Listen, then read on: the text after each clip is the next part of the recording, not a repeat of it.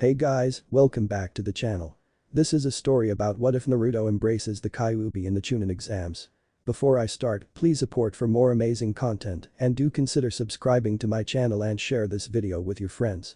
This is written by Jiraiya's lost student and link in the description and support writer. Let's start the video.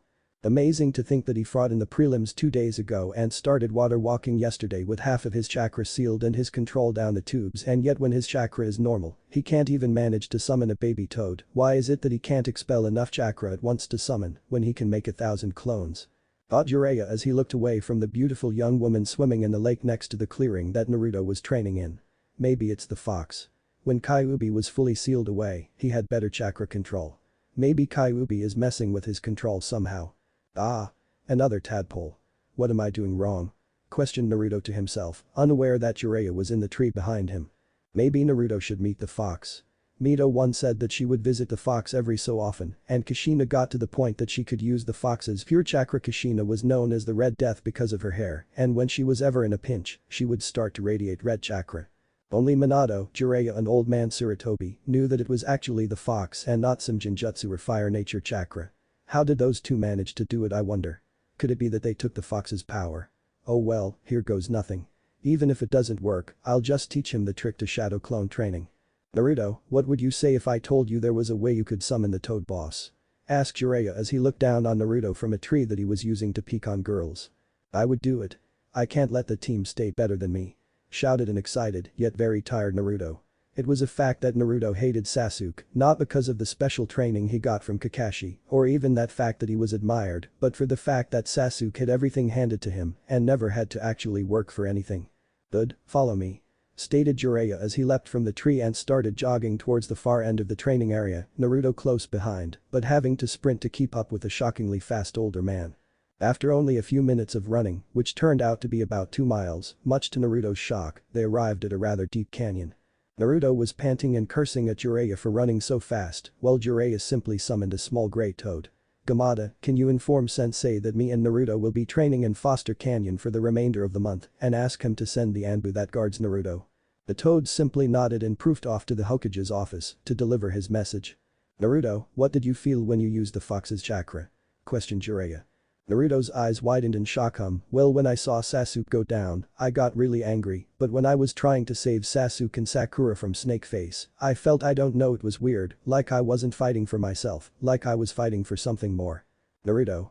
We're going to the bottom of this canyon and you're going to talk to the fox. Stated Jiraiya. Why would I? He's made my life hell. The only thing he's good for is when I get hurt and it's usually his fault anyway. Stated Naruto loudly. Well, would you rather switch places? That demon in your gut has probably been staring at the same thing for the last 70 years. You don't know this, but that fox has been sealed 3 times now, and the only time it's been out, it was immediately attacked. Put yourself in that position. Stated Jiraiya as if that explained everything, though at most it raised further questions. What? I thought I was the only one to ever carry this stupid thing. Shouted Naruto. Naruto, you're not the only person in the world that has a demon sealed inside of them. Stated Jiraiya. I'm not. Questioned Naruto. No, in fact it's so common that there's a name for them. Jinchuriki, the power of human sacrifice, you've met one of them. Gaara of the desert is a Jinchuriki. Stated Jiraiya, a sad smile on his face. But he's the son of the Kazekage. Why would he have a demon sealed inside of him? Questioned Naruto. Most Jinchuriki are related to Kages or important people. In Kumo, the container of the 8 tails is a man by the name of Killer Bee, the Raikage's brother. There is another container in Kumo, a blonde woman, I don't know her name or what beast she holds, I'll be honest, the only reason I even know about her is because she caught me peeping. Stated Jiraiya, a stupid perverted grin on his face. Guessing she beat the shit out of you? Laughed Naruto. Actually, she asked me to sign her book and not use her in any of my books. Stated Jiraiya. What? There's actually a girl out there that reads your books? Asked Naruto. Shut up Gaki. We're getting off topic. It's your duty as a Jinchuriki to at the very least be able to use your curse. Stated Jiraiya seriously. I still don't want to. If it's not my own power, then I don't want to have it. Stated Naruto adamantly. Naruto, by that logic, you wouldn't use a kunai or a sword or shuriken or a senbon. Stated Jiraiya. Huh? Why do you say that?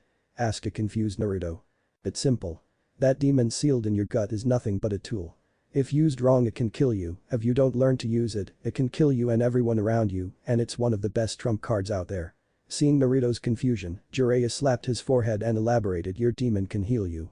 If you learn to control its chakra, you could take anything but a killing blow and keep fighting. Imagine that, a Hokage that can take any blow in stride and always come through in the end. But lord, this kid is more stubborn than his old man and his mother Minato, Kushina, what do I do to make your son understand? Thought Jiraiya. So it's just a tool. Like a kunai or a sword.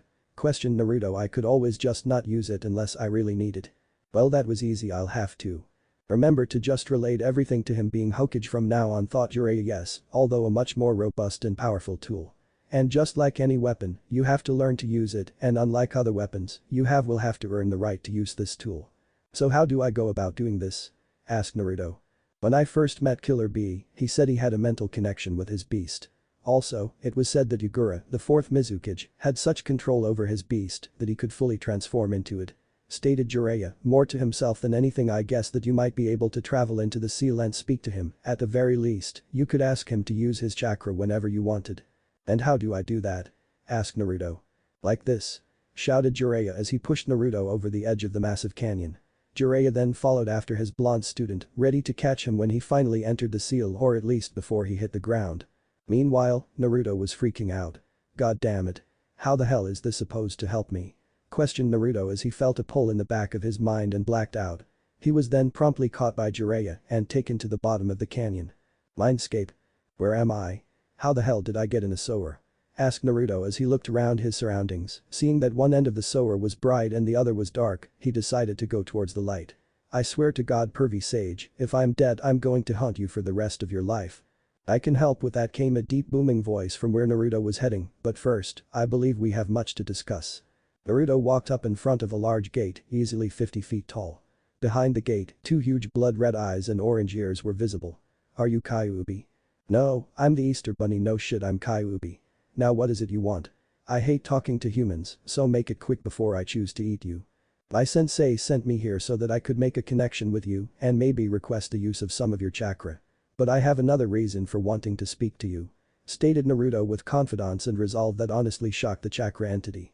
Ahahaha, and what exactly do you want to know? Depending on the questions, I may let you use some of my chakra. Well, I have a couple of questions. I guess my first is, why does my mind look like a sewer? The second is, why did you attack the village the night I was born? And the third, who were your other hosts? And four, outside of letting you go, what can I do to make you more comfortable while you're here? I don't know why your mind is a sewer, maybe it's because of your mindset.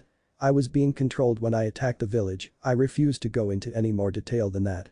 My first host was the man who first sealed me, Hashirama's wife. I believe her name was Mito. The second was a woman named Kushina.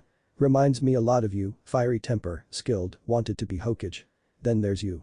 Now if you truly want to make my life inside of this seal better, you could give me access to your senses. I'm tired of living closed off from the world. You could also change the size of this cage. It may seem big to you, though I can barely move in this place.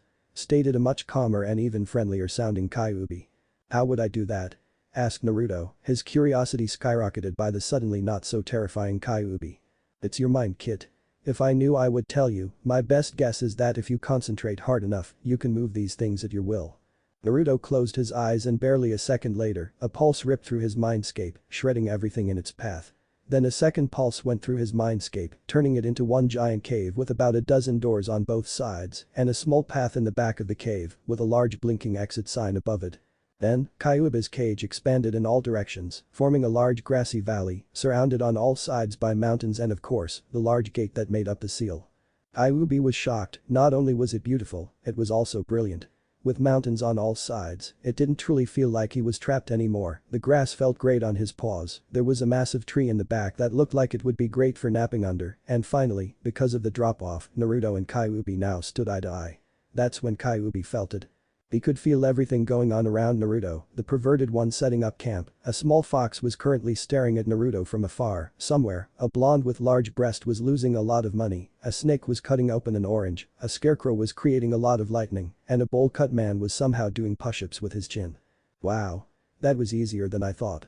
Stated Naruto. You have proven yourself to me, kid. I'm going to give you a gift, but first, I must tell you of my origins. Kid?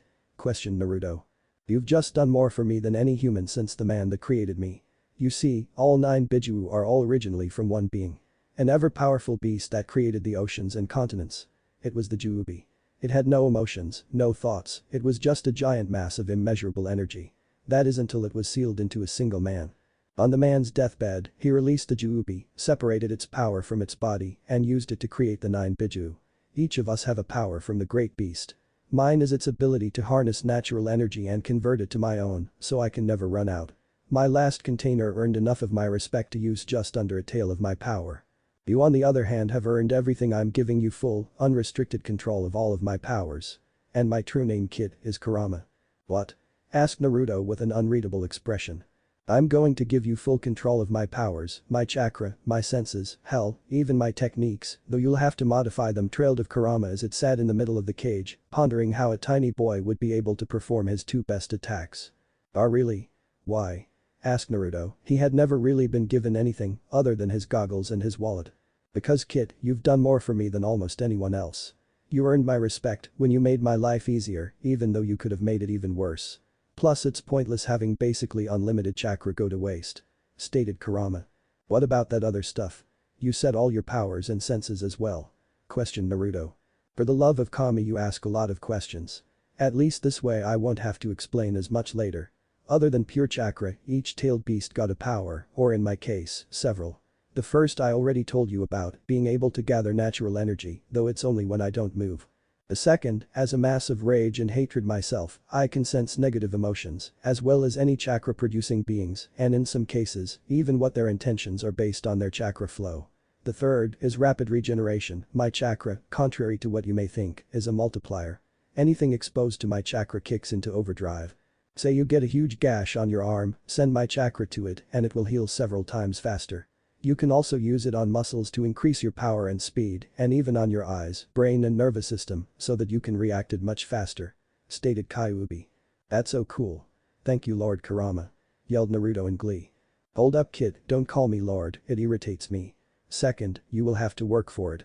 As you will have to separate my chakra from me. Stated Kurama. Huh? Why do I have to do that? Wouldn't that hurt you? Questioned Naruto. Because, my rage and malice are intertwined with my chakra. If you break that connection, you can use the full dose of my chakra without losing it like you did on the bridge. Stated Kurama, though I doubt you will be able to use a full dose of the bat. You're going to need chakra control exercise to manipulate the flow of my chakra and regulate it, otherwise it will throw off everything and leave you extremely vulnerable. Okay, that makes sense, but how do I do it? Asked Naruto. Pull the seal off the gate, connect with my chakra and pull it out of me. Stated Kurama. Hold the hell up. I have to remove my seal. You would just escape then. Stated Naruto. No, the seal on the gate is the bar seal that keeps me from attacking you. The full seal is probably hidden somewhere that neither of us are aware exists. If you don't believe me, look at the seal on the door. Does it look anything like the one on your gut? Questioned Kurama. Naruto drew a blank as he looked at the seal on the cage. Kurama was right, where the one on his gut was a spiral, this one was a kanji for barrier. So I just pull this off and then I take your chakra. More or less. Well, here it goes, stated Naruto as he reached up and pulled the seal off the cage. Outside world. You requested me Lord Jiraiya. Questioned a cat mask Anbu, both men standing at the bottom of Foster Canyon, next to the large stream that ran down the middle. Tenzo, there's no need to be so formal with me. If I didn't care when I found you in Orochimaru's lab, I don't care now. Stated Jiraiya. Fine, you requested me, Jiraiya. Questioned Tenzo as he took his mask off, revealing a brown-haired man with coal-black eyes and a helmet-style forehead protector. Yes, I'm going to be helping Naruto in using Kyuubi's chakra and I want you here in case something goes wrong. Stated Jiraiya. But he's only 12. Surely he can't be ready yet. What about the fox's influence? Questioned Tenzo. Well 1, that's why you're here, 2, he's used it before, and 3, we both know that he is not your standard 12-year-old. Stated Jiraiya. So when do we being? And what will we be doing? Questioned Tenzo. Well, if Naruto can obtain a portion of Kyuubi's chakra, we will be training in that.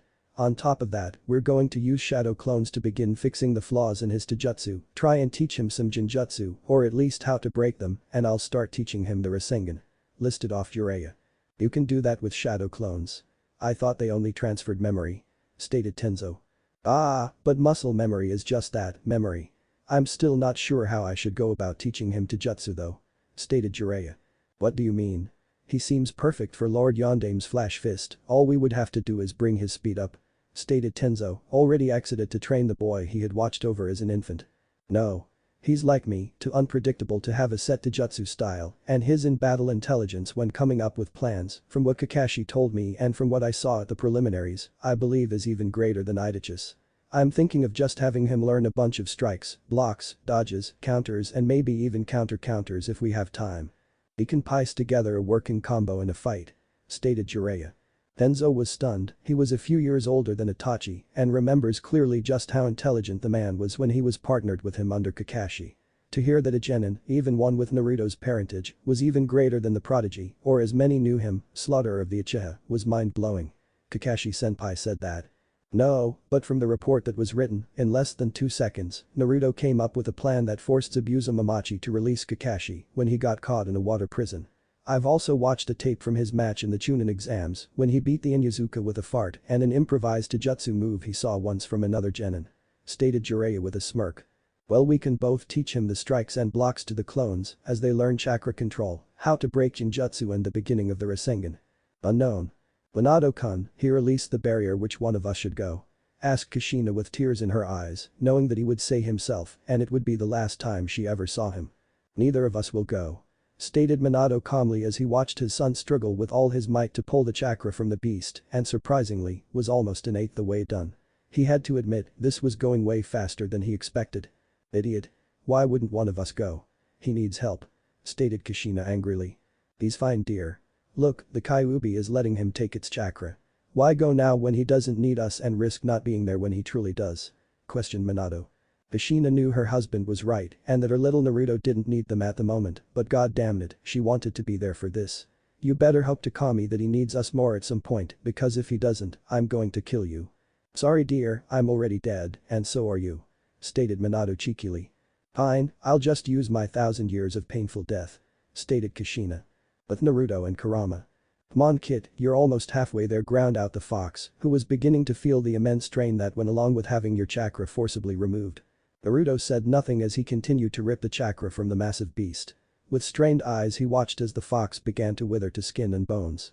The fox apparently knew what the young blonde was thinking as it ground out, "I'll recover, just whatever you do, do not stop. The backlash will kill us both. Now keep going, you're almost there." Naruto grunted as he gave another big pull, but to no avail as he only succeeded in gaining another notch of chakra. "Come on, goddammit," shouted Naruto as he gave another big pull, this time succeeding in loosening Kyuubi's grasp on its chakra. "You're close, kid. One more pull." Outside world. Tenzo and Jiraiya were standing under a dome that Tenzo had made as a shelter from the rain that had started just minutes ago. "Jiraiya, just how potent is Kyuubi's chakra? I've never actually needed to suppress it, so I'd like to have a heads up for when he uses it. We both know the feeling that chakra gives off. You were young at the time, but I'm sure you remember when it attacked," stated Jiraiya. Tenzo nodded. "Well, as powerful as it felt, just imagine it being twice as strong." Tenzo stood shocked, he remembered it being unreal how strong the fox was, to be twice as strong as that. Suddenly, a burst of pure power emanated from the sleeping boy beside them. But as fast as it came, it was gone. Well, guess he succeeded. Wonder how much he got the Kyuubi to cough up. Mindscape. Naruto stood in awe of the giant floating orb of red chakra that now completely lit up the cave in a sunset-like glow. Kurama wasn't much better as it shakily stood and looked at its own chakra, which it somehow could still feel, hovered about 10 feet in the air on the far right side of the cave, 8 pillars surrounding it. "Kurama. Are you okay?" questioned Naruto, seeing the fox roughly the size of a small house and still skin and bones. "Yeah kid, just need to withdraw some energy from the nature around us. I'll be back to full in about a year. If you use a lot of my chakra, it will take longer, but I'll be able to replenish whatever you use in roughly a month," panted Kurama. "Now if you don't mind, I need to sleep to regain energy at a decent rate." "When can I start using your chakra?" asked Naruto. "Whenever you want, though I wouldn't use any more than 2% flow at a time. It should just under 3 tails." "How is 2% 3 tails worth?" asked a confused Naruto. "My tails are unlike the other Biju. My first tail of my power is roughly 1/3%, my second is 2/3%. My third tail is roughly 1% and 1/3. It's exponential. Add the first 3 tails together and you get 2 1/3% of my chakra. That's why I'm so much more powerful than the other Biju." Naruto watched as the downsized fox staggered over to the giant tree behind it and lay down in the shade. "Okay, it'll let you sleep. See you later, Kurama." Unknown. "See Kushina-chan. I told you that he would be fine," stated Minato. I know, I just wish there was some way we could help him out or at least congratulate him. Stated a sad Kushina. If you wish, I can deliver a message to someone. Stated a deathly sounding voice behind the duo. The spun to see a translucent figure in all white with long white hair. Shinigami-sama. It's not what it looks like. Stated a startled Minato. Be calm, Minato. I've known of you using the seal to watch your son's life. Do you forget that part of me is incorporated into it? Questioned the death god. Minato simply hung his head. Now, as I see it, taking control of young Kyuubi's chakra is cause to celebrate. After all, he is the first human to do so in a very long time. What is the message you wish to deliver, and to whom? Tell my little boy that we're proud of him and that. No, Kushina was cut off by Minato. What do you mean no? I will fuck you in the ass with my katana if you try to keep me from praising my baby. Shouted Kushina, getting a sweat drop from the Shinigami. He can't know about us yet. He's still at a troublesome stage in his life, I don't want his heritage going to his head. Stated Minato. Kushina glared at him but said nothing, understanding that Minato was right. Shinigami-sama. Could you possibly tell Hiruzen Sarutobi to give Naruto my old jacket and something from my wife? As well as the keys to our old apartment after striping it of any pictures of me? He can leave everything of Kushina's. But of course. What would you like to give the boy? Questioned Shinigami as it looked at Kushina. Everything in the apartment as well as my specialty Konoha headband and my Yuzu headband. Stated Kushina with a small but true smile. As well as a letter from me, if you would, Shinigami-sama. Stated a gruff, gravel-like voice. Jiraiya and Tenzo. Good to see you're awake, Gaki. How much chakra did you get? Questioned Jiraiya from that burst of power earlier. I'm guessing a lot. A lot of what? Suddenly, two people dropped down from the dome and walked closer, showing themselves to be Kakashi and Sasuke. What are you two doing here? Questioned Naruto in a less than friendly tone. We're training upstream of here and felt the surge of power. We decided to check it out. Stated Kakashi lazily. What was that power before? Demanded Sasuke, much to the displeasure of Naruto and Jiraiya. None of your business, team. Stated Naruto coldly. Well, is it any of my business? Questioned Kakashi, getting a hateful glare from Naruto, which seemed to confuse Kakashi. It would have been your business had you not ditched me 2 days ago to train Sasuke. If I remember right, something about Sasuke needs my attention more than you do. Questioned Naruto. Jiraiya and Tenzo were shocked. Kakashi had playing favorites. He was team before self, how could he possibly play favorites? Kakashi-senpai, surely you didn't say that, did you? Questioned Tenzo. Yes, I said that, and Sasuke does need my attention more than Naruto does. If Naruto loses, he will live, if Sasuke loses, there's no way he would make it out alive. Stated Kakashi. That's understandable. But how did you know Sasuke would be fighting Gaara? I mean, you've been giving him special training since we passed the bell test. Stated Naruto, his glare holding. I taught you all equally, it's not my fault that Sasuke is a faster learner than you. Stated Kakashi. You taught me tree climbing. Other than that, all you've ever done is say I need better chakra control and then not tell me how to improve it. Stated Naruto as he started subconsciously drawing on Kyuubi's chakra, giving him a barely visible eerie glow. You should have done more tree climbing. Stated Kakashi. That's more than enough for a genin. I find that hard to believe. Naruto learned water walking in less than 2 hours. If the Uchiha can learn faster than that, he would be a jonin by now. Stated Jiraiya, growing angrier and angrier at the silver-haired jonin. Well, it took him almost 5 days to learn tree climbing. Stated Kakashi. The Gaki has more chakra than you and Tenzo combined. An academy student can learn tree climbing. Tell me, when you have cage level reserves, what would be harder? Tree climbing or water walking? Stated Jiraiya. PFF, like the Dobe, has more chakra than me. Stated Sasuke. He does, in fact, he has as much as the Sandaime did when he trained me. Stated Jiraiya. Now Kakashi, if you claim to have helped them the same, tell me, did you at least give him a scroll to help him train? In fact I did. I got Ibisu to train him. Stated Kakashi confidently. He may not have been able to train his student, but Gei's old teammate was an elite instructor. Ibisu? Ibisu? You think that you helped him by getting Ibisu to train him? You were there when Ibisu openly stated that he hated Naruto. Shouted Jiraiya. Leave Kakashi before I kill you myself. You're a disgrace to your sensei and to your father. Kakashi left without word, though it was easy to see he was shaking with rage. Sasuke followed after staring at Naruto for a second. Let's go see the old man. There's no way I'm teaching you anything with those two so close by. Stated Jiraiya. Meanwhile, with Sarutobi. What was that surge of power? Surely Naruto hasn't learned to harness Kyuubi's power already.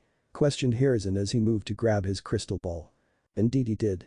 Came a deathly voice behind Sarutobi.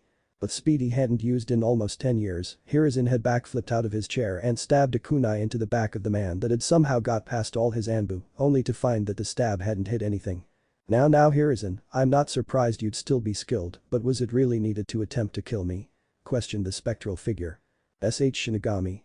Stuttered the old cage. Now Hiruzen. Calm down, I'm not here to take you. Simply here to deliver a message from some people who have passed on. Stated Shinigami. I've temporarily put your anbu to sleep. So do not worry. Who?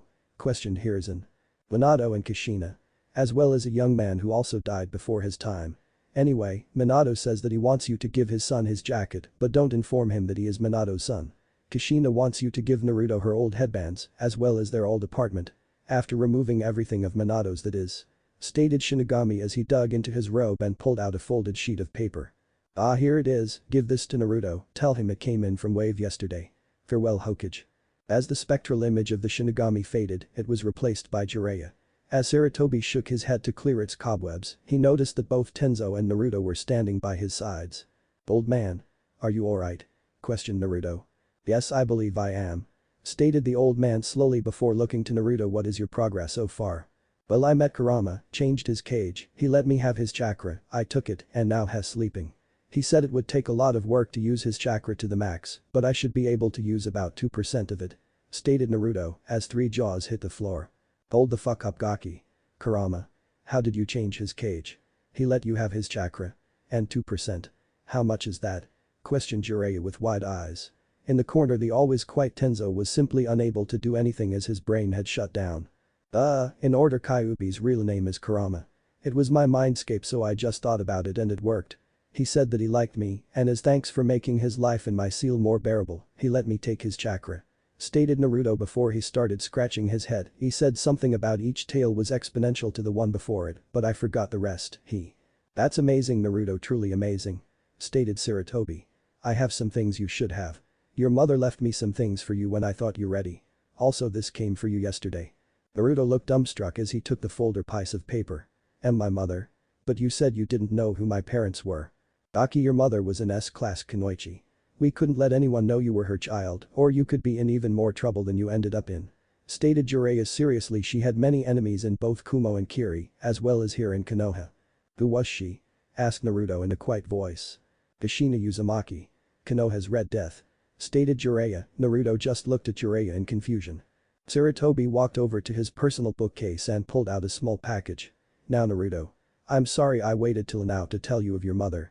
Her will that she left you is still intact, but will take about a week to gather. Until then, these are your mother's headbands. Headbands? Like more than one? Questioned Naruto. Yes. You see, your mother was originally from the village of Uzushiogakure. It was destroyed near the end of the Second Great War, and she came here. The spiral headband is an Uzushio headband.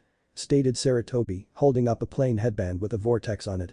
He then held up another headband, this one a Konoha headband, but the metal was black and the leaf symbol was red. This headband is given to the commander of the Anbu. It's made of chakra conductive metal, and the red symbol symbolized your mother, the Red Death. And can I wear it? Asked Naruto. Yes you may. We retired those style of headband from Anbu after your mother died, so there won't be any confusion.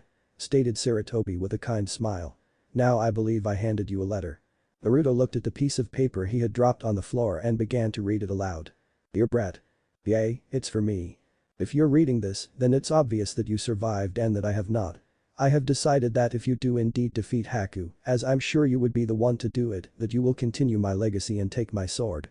Don't get all sappy on me, the only other choices I have is Hadouken that water punk, and I'm sure as hell not giving my sword to a monkey or a puddle. Anyway, you are now the wielder of my sword. Don't worry, in our hideout, about 2 miles or so north of the bridge, is instructions and materials needed for the upkeep. Don't fail my judgment. Zabuza. P.S. Fuck you. He left me his sword, muttered Naruto before he passed out and collapsed to the floor, his mother's headbands in his left hand, the letter in his right. Must have been too much for him. Stated Tenzo, who had finally recovered enough to form full sentences. I'd imagine that it would be. Finding out about your mother and being left the sword of Zabuza Mamachi, I'd probably pass out too.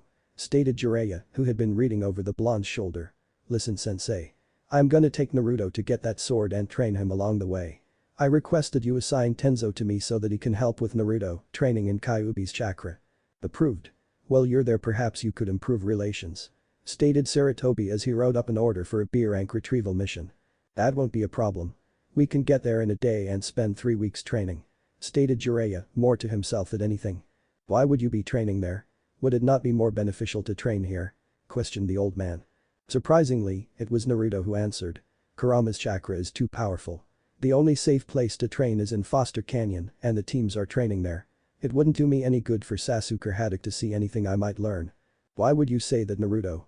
Kakashi is your sensei and Sasuke your teammate? Questioned Saratobi. He had heard that Team 7 was close and that they had perfect teamwork. It was Jiraiya that filled in the blanks. I believe Kakashi is favoring Sasuke heavily. As you know, I've read every team progress report I could on the Gaki and in every one it shows both the Gaki and his female teammate improve roughly the same and the Uchiha improving in leaps and bounds. Well, Sasuke is a genius. After all, he was Rookie of the Year, stated Saratobi. I watched Naruto learn water walking in under an hour. Interrupted Jiraiya. Anyone who can learn water walking in an hour and has reserves as big as you did 30 years ago should have no problem learning anything with a capable instructor. Sarutobi's forehead crinkled at the thought of that. Even Tsunade had not learned water walking that fast. And he does indeed have monstrous reserves. Perhaps Kakashi has been playing favorites, but has he done anything detrimental to either student? He left me to train by myself for the finals and when I confronted him about it, he brought me that closet pervert that says he's training Konohamaru. Stated Naruto, a small amount of killing intent radiating off of the blonde. From this moment forth, Naruto, you are no longer part of Team 7. For now, I will have an investigation into Kakashi's behavior and teachings. That will tell us just how much he has played favorites. Stated Saratobi in an angered voice. For now, you three will go to Wave, train Naruto and be back here the day before the finals. Gigi. If I'm not on Team 7 anymore, who is my sensei? Questioned Naruto. Jiraiya will be. And when he isn't in the village, Tenzo will be. Seeing as you're getting a sword, he can teach you the basics. I will work on getting a suitable Kenjutsu teacher for you after the chunin exams. Stated Saratobi.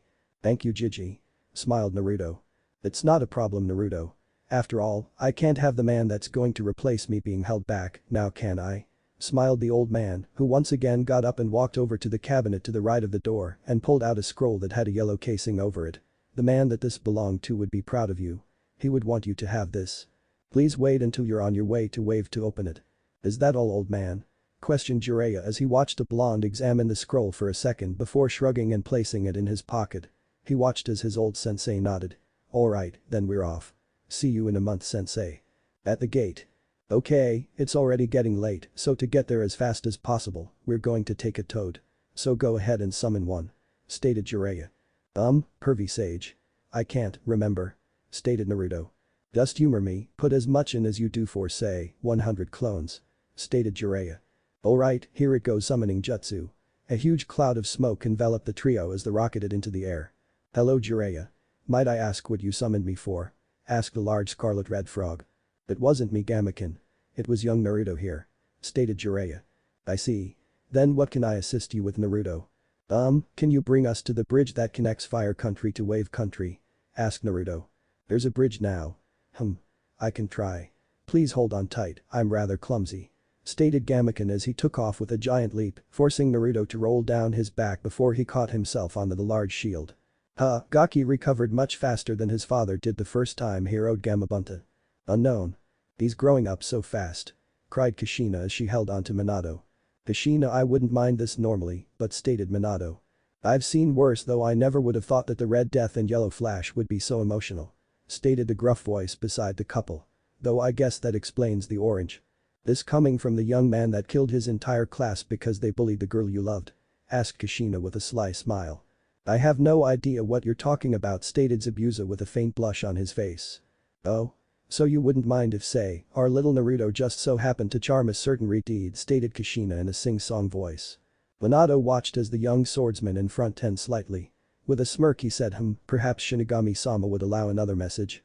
I'm sure that any woman would love to meet the son of a Kage and an Anbu commander. And with his father's good looks and huge assets, added Kushina.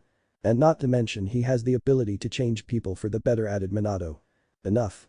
Just so you all know, if anyone was to earn her heart, I would want it to be the man who helped me to die a human when I had spent my life as a demon. Stated Zabuza, a peaceful smile reached his eyes. Suddenly, Minato saw an image of Kakashi. Tell me, Zabuza, what exactly did my son do to gain your respect? Even when I was alive it was known that you respected almost no one. The only thing we saw was Naruto breaking some weird mirror and defeating a hunter nin," states Minato. Kushina, seeing his questioning look, decided to explain we only saw things happen in Naruto's seal and when he uses Kyuubi's chakra. Though now that Shinigami gave us this viewing window, we can see everything. Well. I guess we got the time. I gotta start at the beginning for you to understand. Great Naruto Bridge, Zabuza entrance. This bridge is named after the man that saved Wave not only from a tyrant but also from itself. We named this bride in honor of Naruto Uzumaki, one of the 3 heroes of Wave. Read of Tenzo before shifting to another golden plaque. This entrance on the Great Naruto Bridge is named after the demon of the hidden mist, Zabuza Mamachi, who at the cost of his own life ended Gato's reign. Jiraiya whistles impressive. This bridge is very impressive. It's too bad they named it after the brat. When Naruto hadn't retorted, Jiraiya and Tenzo looked over to the young man, only to see him standing before Zabuza's plaque. It's because of you and Haku that I'm as strong as I am today. I swear on my life that I will become even stronger and keep your memories and dreams alive. I'll be right there with you, kid. Thank you, Kurama. Thought Naruto, glad to see you're up. Naruto. Gaki. You were right. Questioned Jiraiya, a worried tone carried his voice. Yay, better than ever. You two have given me more than anyone else ever has. You gave me beliefs to fall back on, the determination to become strong enough to protect all those precious to me, and now Zabuza, you give me your second most prized possession. Stated Naruto as he stared down at the graves that held Haku and Zabuza. Jiraiya and Tenzo were in town picking up some supplies and had left him alone. He grabbed his forehead protector and pulled it off, replacing it with his mother's Anbu Commander forehead protector and turned it to the side, exactly like Zabuza had. I promise to you both that I will use everything you've given me to help those in need and protect everyone precious to me. Naruto grabbed the hilt of the sword and with all his strength, he pulled it from the ground. He then ran his palm across the blade, causing blood to cover the blade. And I swear on my blood and my pain that I will make you two, my mother, the old man, and everyone else that's ever helped me or have been on my side proud. Very touching, for a thief, you speak well. Naruto spun around to see a stunning red-headed woman in a blue dress and mesh. He had barely sensed her approach, as he wasn't channeling any Kyuubi chakra. But one this was certain. She had a lot of chakra. And she looked pissed. Now return that sword to its rightful place, before I melt you. I don't know who you are, lady, but I will never give up the sword. Stated Naruto fiercely as he started drawing Kurama's chakra, just enough to remain unseen. Naruto was amazed how even at low levels, the giant blade felt no heavier than the katana that Tenzo was having him train with on the walk across the bridge. Listen, punk, I will not tell you again, put that sword back in its rightful place, or I will kill you. Stated the Redeed in a rage-filled voice. I don't know what your problem is, but this sword is in its rightful place. Stated Naruto as he took the best defensive stance he could muster. That sword belongs with Zabuza. She shouted as she rushed him, drawing her fist back, only to see him start to glow gold and blur behind her. Fast. Low Jonin level. Naruto tried to punch her from behind, only for her to spin around and grab his fist using his own momentum to throw him like a rag doll over her shoulder. As Naruto righted in himself, he felt all the air leave his lungs, a fist planted in his gut. Kurama. I need as much chakra flow as I can handle. The only response was Naruto glowing brighter and feeling the pain from the punch lessen. As Naruto approached a tree, he stabbed the blade into the ground, halting his involuntary flight. Naruto's chakra-enhanced eyes and brain picked up another blur heading towards him from his right. On instinct, he pulled the blade from the ground and blocked the strike, something he had seen Zabuza do when first fighting Kakashi. Mei was in shock. The brat had blocked her punch, which considering she was the second strongest woman in the world, right behind Tsunade, was a feat in itself. What shocked her the most was with his headband sideways, his demon-like shroud, and the way he blocked with the flat of the sword, the brat looked exactly like Zabuza. Why? Why are you dishonoring him? You took his sword, his style and even his signature genjutsu. Yelled Mei in a fit of rage. He left me his sword. The headband thing is my way of honoring him and I have no idea what you mean, I'm not using any genjutsu. Stated Naruto as he hefted the large sword up and placed it on his shoulder, making Mei once again see a resemblance to Zabuza. He would never leave that sword to you. But Tenzo and Jiraiya. Tenzo and Jiraiya were walking through the street, looking for a good tailor so that they could get Naruto a good set of clothes to train in, when they stumbled across a store that caught their eye. It was a ninja supply store. Both walked in and were surprised to see it was fully stocked with all manner of shinobi wear and gear. Welcome to my store, judging from you headbands, I assume you are Konoha ninja. Asked a large gray-haired older man behind the counter. That we are. We were looking for some clothes for our student when we stumbled upon your store. Mind telling us what a village like this needs a shinobi supply store for? Asked Jiraiya as he looked at some of the clothes on the racks, seeing they were all high quality. Ever since Gato was killed, the civilians have been training to protect themselves. Stated the man behind the counter. So what brings you to Wave? I can't believe that you would come all the way here just to buy a few supplies from little old me. Actually, our student is training for the chunin exam finals. We're here because it's out of the way and we have some things we don't want his competition to know about him. Stated Tenzo, inspecting a turtleneck Kevlar mesh undershirt. Why come to Wave though? I only know of 4 ninja from Konoha that have ever been here. Stated the older man before his eye lit up. Is your student Naruto Uzumaki? But Naruto. Zabuza, he really did leave his sword too, you didn't he? Questioned Mei as she reread the letter for what had to have been the 20th time. Yay, he also left me some other stuff as well. Stated Naruto as he nursed his ribcage, where Mei had landed a brutal kick. Naruto laid down on the ground and sighed. At least I'm improving. Last time I fought a Jonin I almost died. How did you know I'm a Jonin? Asked Mei, her interest in the young genin had skyrocketed over the last 10 minutes. Because, even though my taijutsu and kinjutsu suck, I can still move at Jonin level speeds and I'm strong enough to swing around this sword. Stated Naruto with a pat on the sword in his lap. If you weren't a Jonin, you wouldn't have been able to keep up, and seeing as you were blowing me out of the water, I can only assume that you're high Jonin in skill. Very deductive of you, Naruto-kun. But can I ask, how are you able to move like that? Questioned Mei. I use chakra on every muscle, my eyes, brain and nervous system, to make me faster, stronger and quicker. Stated Naruto.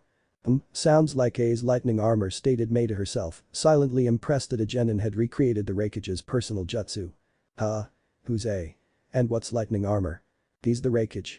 He uses a jutsu that's exactly like that golden cloak of yours, except he uses his masterful control over lightning. Stated Mei. Naruto-kun, did you mean everything you said about becoming strong? Yes. I will become strong so that I can protect everyone I care about. Stated Naruto with resolve that made Mei once again see Zabuza. Well then, I guess you could use a few jutsu to help out. Stated Mei with a smile as she stood up and fished a scroll out of the small pouch on her lower back. I'm sure these will help, but for now, I must get back to Mist. I hope to see you again, Naruto-kun. Naruto looked at the scroll and saw several high-ranking water jutsu on it. That you may need-chan. Shouted Naruto as he charged and hugged her. Just keep Zabuza alive in memory and in your heart. Stated Mei with a smile. She then disappeared in a swirl of water. I hope that's in this scroll too, that was awesome. Stated Naruto as he walked back towards the village to meet up with Yamato and Jiraiya. Wonder how the training is going to go. 45 minutes later. Okay brat, let's get to work. During this month, we're going to be working on your taijutsu, ninjutsu, kinjutsu, fuinjutsu and of course, using your new chakra. Stated Jiraiya, showing his serious-eyed. What's fuinjutsu? And how the hell are we going to do all of that in a month? Questioned Naruto. Fuinjutsu is the art, and I do mean art, of seals. Unlike ninjutsu or jinjutsu or almost every other kind of jutsu, fuinjutsu can do almost anything. Most shinobi see fuinjutsu as pointless because they fail to see the in-fight capabilities. Stated Jiraiya. What are the in-fight capabilities? You mean like being able to attack and defend? Asked Naruto, curious as to how useful it could be. There are a lot of things that can be useful in a fight. Just an example, the Yondame's signature jutsu, the Hiraishin, is 100% fuinjutsu. Also, you can seal weapons away and surprise your opponent by pulling a sword or an explosive tag out of nowhere. Stated Jiraiya. That's so cool. So I could seal my sword on my palm and deploy it whenever I wanted? Questioned Naruto. Exactly, you could even seal kunai into the sword and have them launch out when you swing the sword. Stated Jiraiya with a smile. That's awesome. Shouted Naruto in glee. I want to learn fuinjutsu. That's great Naruto, but first, we must get your other skills up to a higher level in a hurry. So we're going to be using my favorite training method, Kage Bushin no Jutsu. Suddenly, there were two Jiraiyas. Okay kid, I want you to make a clone and have it come with me and you spar with Tenzo. The Togakur. Luck is on our side. Stated Orochimaru as he looked over a spy report. Why is that? Inquired Kabuto. Because my idiot of an ex-teammate has taken that talentless Uzumaki away from the village for the month to train, leaving Konoha with its spy network for the whole month. Stated Orochimaru in glee. I don't see the difference, I mean, they never would have known anyway, stated Kabuto. Once again, you're not seeing the bigger picture, Kabuto-kun. If we don't have to worry about the spy network, then we don't have to conceal our movements as much. Which means that I no longer have to use that fool as a mask any longer. Stated Orochimaru, and the best part is, he's still under my jutsu. So no matter what, he will follow the plan. Konoha. The third Hokage frowned deeply as he looked over the Team 7 reports. He was shocked, but not for the reason he would have thought.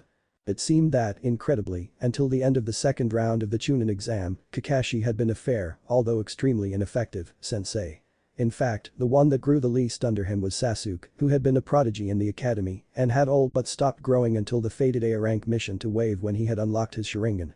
Though it seemed to most that Sasuke was growing by leaps and bounds, it was just a trick of the mind, as Sasuke had been so far ahead of everyone else that even the slightest increase in skill seemed to be a huge step. That was the problem though. Even Minato and Itachi were never this far ahead of the class they graduated with. Though they both had graduated early, they were still roughly mid-genin when they graduated. Hell, even Kakashi himself was only mid-genin level when he graduated. Yet Sasuke seemed to have already been high genin, bordering on chunin when he graduated. Even more concerning, when Naruto had graduated, his scores were the lowest in the academy's history, yet within a day of his third failure, he learned a B-rank jutsu and defeated a rather skilled chunin in hand-to-hand combat with it. Why was nothing coming out of the academy making sense? He could understand that Sasuke would be skilled, but if he was already near chunin level at the time of graduation, why had he not known about it? And what about Naruto? He was obviously held back at the academy, Mizuki had admitted to that himself, but how much had he truly been held back? In every definition of the term, Naruto was a prodigy, even more so than his father was. And yet he came out of the academy as the dead last. Hell, he failed 3 times. Not to mention the young Haruno. She's the daughter to fairly skilled retired shinobi. She came out of the academy a well-rounded, incredibly intelligent young woman. But her team reports showed that she had done next to nothing on their missions, and when she trained, she did the bare minimum of work. At Miyabiki, Anko, Hayate and Genma, now. Commanded Sarutobi as he felt to Anbu leave to gather the people he requested. I will get to the bottom of this. Then I will handle Kakashi's shortcomings as a sensei. 3 weeks later. Okay Naruto, let's spar again, and let's see how far you've come. Stated Tenzo, seeing Naruto nod he added the stipulations just your skills. The Kyuubi chakra is a trump card, you should not become reliant on it. Naruto nodded and shot forward at high genin speed, throwing a punch at the Anba's face, only for Tenzo to catch it and throw Naruto over his shoulder. However, Naruto used the throw to his advantage by unsealing his sword from his palm, slicing at Tenzo's back. Jiraiya watched his godson use his outstanding and fight intelligence to force an Anbu member onto the defensive.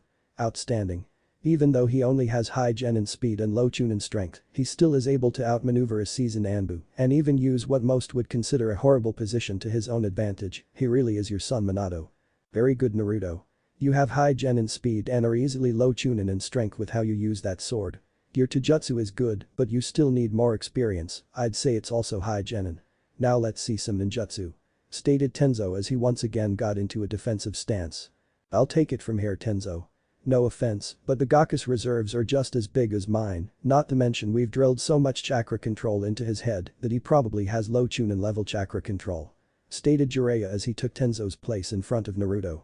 Okay Gaki, show me what you got. Water style. Water dragon jutsu.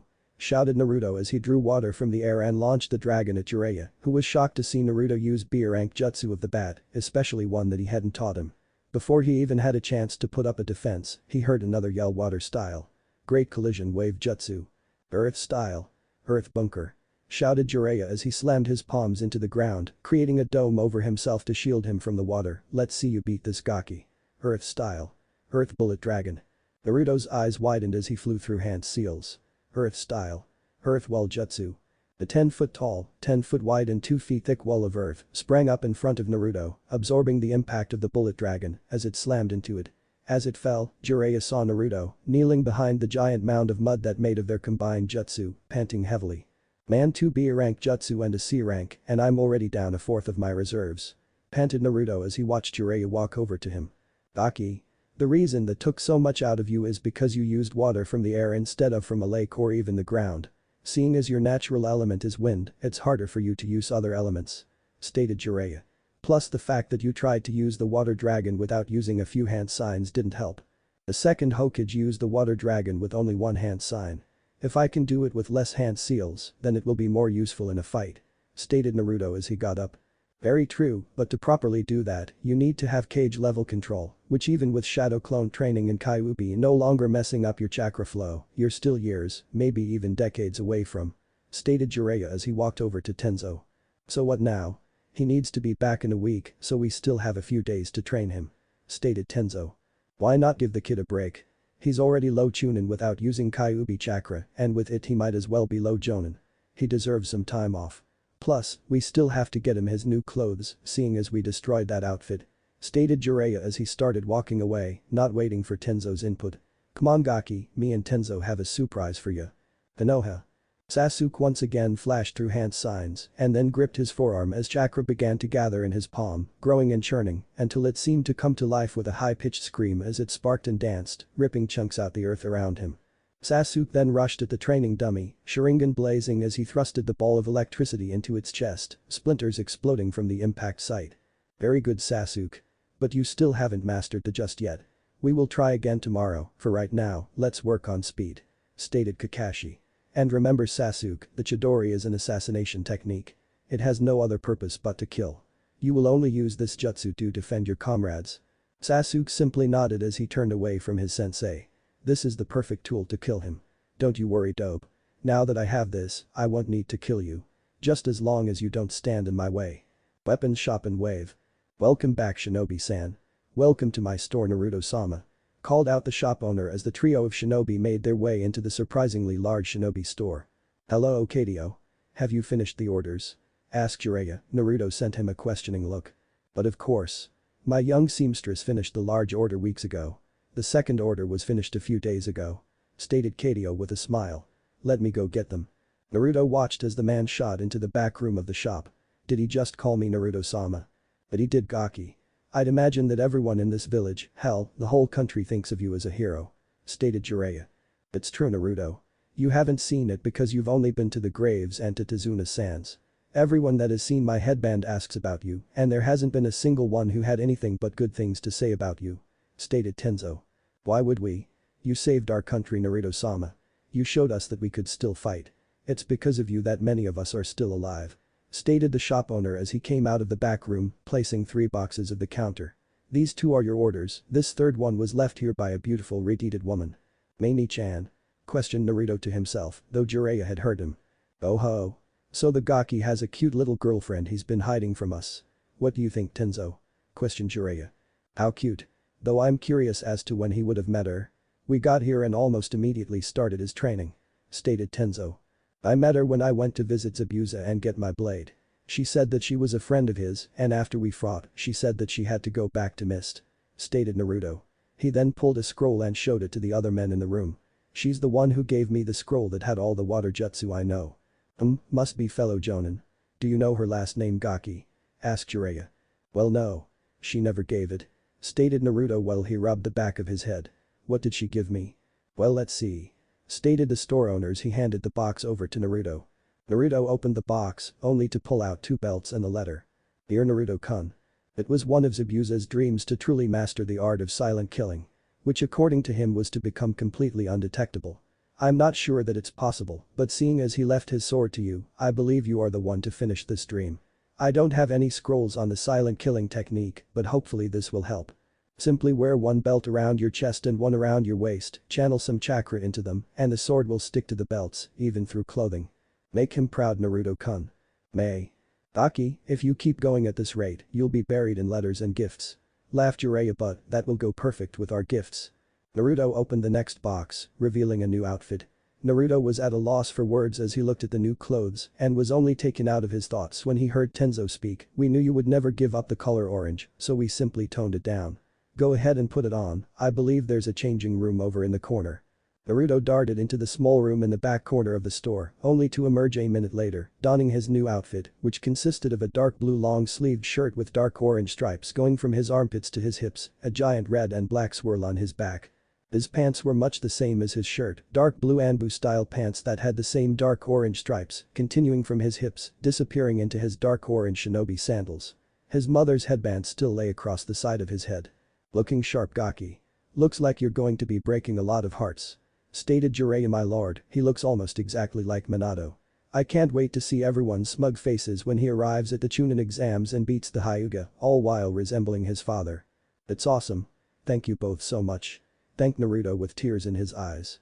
The shop owner was once again amazed that the hero of Wave was reduced to tears by simply being given an outfit, a very expensive and well-made outfit mind you, but an outfit nonetheless. Open the last one Gaki. Stated Jiraiya. If he likes the outfit, he's going to love this. Such a shame the village held him back. Minato, would you have saved them if you knew this was your son's fate? Naruto nodded and wiped his eyes, moving over to the counter once again, taking the box into his hands, pulling the lid off. No way. No way. I take it you like it, Gaki? Asked Jiraiya as he watched Naruto pull a blue jacket with orange flames licking the bottom and sleeves. On the back was the kanji for Demon of the Leaf. Naruto was at a loss for words as he put the jacket on and moved around in it. He was surprised that there was almost no loss of movement and it hid the twin belts that made up his holster. In the front of the jacket, there was a spot where he could hook a forehead protector. You didn't need to do all of this. I may not have needed to, but I did. You said you wouldn't wear his jacket, so I got you your own. Flashback. Naruto. Gaki. You alright? Asked Jiraiya. Yeah, better than ever. Retorted Naruto as he moved down the bridge, studying every square inch of it as he walked. Naruto, what was in that scroll that Lord Hokage gave you? Asked Tenzo, walking next to Jiraiya. Huh? Oh that. I don't know. Why don't I check and see? Naruto reached into his pocket and pulled out the scroll, rolled it open and stared at it. It's a seal. Well, what are you waiting for, brat? Put some chakra into the center of the seal. Stated Jiraiya. Naruto is going to flip out when he sees what's in that seal. One poof later, Naruto was frozen in place on the bridge, in one hand, the scroll, in the other, the Yondame's jacket. Why would he give me this? Pause, brat. When he sealed that beast inside you, it wasn't only to save the village. He wanted you to be able to use its power to protect the village. Now that you can do just that, he would want you to have it. Stated Jiraiya. Doesn't hurt that you're his son, and other than your mother's personality, you're a carbon copy of him. I can't wear this. He was the greatest shinobi of all time. It would be right to wear this not until I'm Hokage. Stated Naruto with conviction. Jiraiya smiled softly, remembering a time where Minato refused a gift from himself the same reason. Minato, he's so much like you. Flashback end. Alright brat, no tears. Let's get going, we have less than a week left and we still have one last place to go. Konoha. The Sandame observed the 3 men and 1 woman in front of him. Hayate was coughing as usual, though his condition was getting better, he kept up the appearance of being sick to force others to underestimate him. What have you all found? Asked Sarutobi, already smoking his pipe. We believe that there has been major favoritism shown throughout the academy, but as far as we can tell, Kakashi has just been a shitty sensei. Stated Ibiki, stepping forward and handing the age cage a binder. Explain. The Kakashi part first and then the academy. Instructed the age cage. Up until the Uchiha obtained the curse seal, Kakashi seemed to teach only teamwork exercises and use D ranks as his physical training. Usually this would be frowned upon, but from all accounts, Team 7's teamwork was held together by a thread, so I personally can't blame him too much, especially because for most of his life, he's believed teamwork was the most important part of being a shinobi. A C rank turned A rank, looking back, was actually not that bad of an idea. Kakashi had estimated it to be mid-B rank and he could handle that by himself, as shown by his track record. I believe he figured that the stress of a high-ranking mission would kick them into gear and force them to start working together. Subsequently, it did just that, as both Sasuke Uchiha and Sakura Haruno started working better with Naruto Uzumaki, who Kakashi had said at one point was the glue that held the team together. Stated Ibiki, Hiruzen nodded, remembering most of this information's from the team reports. Benko began next. After Kakashi found out that Sasuke was marked with the curse mark, he immediately began setting up a sealing room, asking Mido Guy to watch after his team while he did so. Kakashi then reported that he sealed the curse mark with a twin evil suppressing seal after his preliminary match, making it controlled by Sasuke's will, which personally, I think was the fucking stupidest thing he could have done, seeing as the brat has a revenge complex and will run to any source of power he can find. Sarutobi had to agree with the foul-mouthed Danko on that level. He made a mental note to have Jiraiya apply another set of seals to completely destroy the possibility of Sasuke ever using it again. After that we have several witnesses that say they saw Kakashi and Uzumaki conversing outside of Rock Lee's room. An argument broke out when Kakashi all but cast Naruto off with special Jonin Abisu and was heard saying that Uzumaki wasn't worth his time at the moment. After that he took Sasuke out of the village to train, they are currently on the bluffs of Foster Canyon. Stated Hade. It's my personal opinion that the reason Kakashi is promoting the Uchiha's growth to do right by Obito by helping Sasuke make chunin, then maybe he will help out Naruto and the Haruno. Sarutobi nodded at the information. Yes, Jiraiya had said that they were training near there and I have the paperwork from Kakashi. What have you all found at the academy? Genma stepped forward and began. At first it seemed like Uzumaki was simply a dead last, which wouldn't be that surprising as he had no one to help him outside of the classes.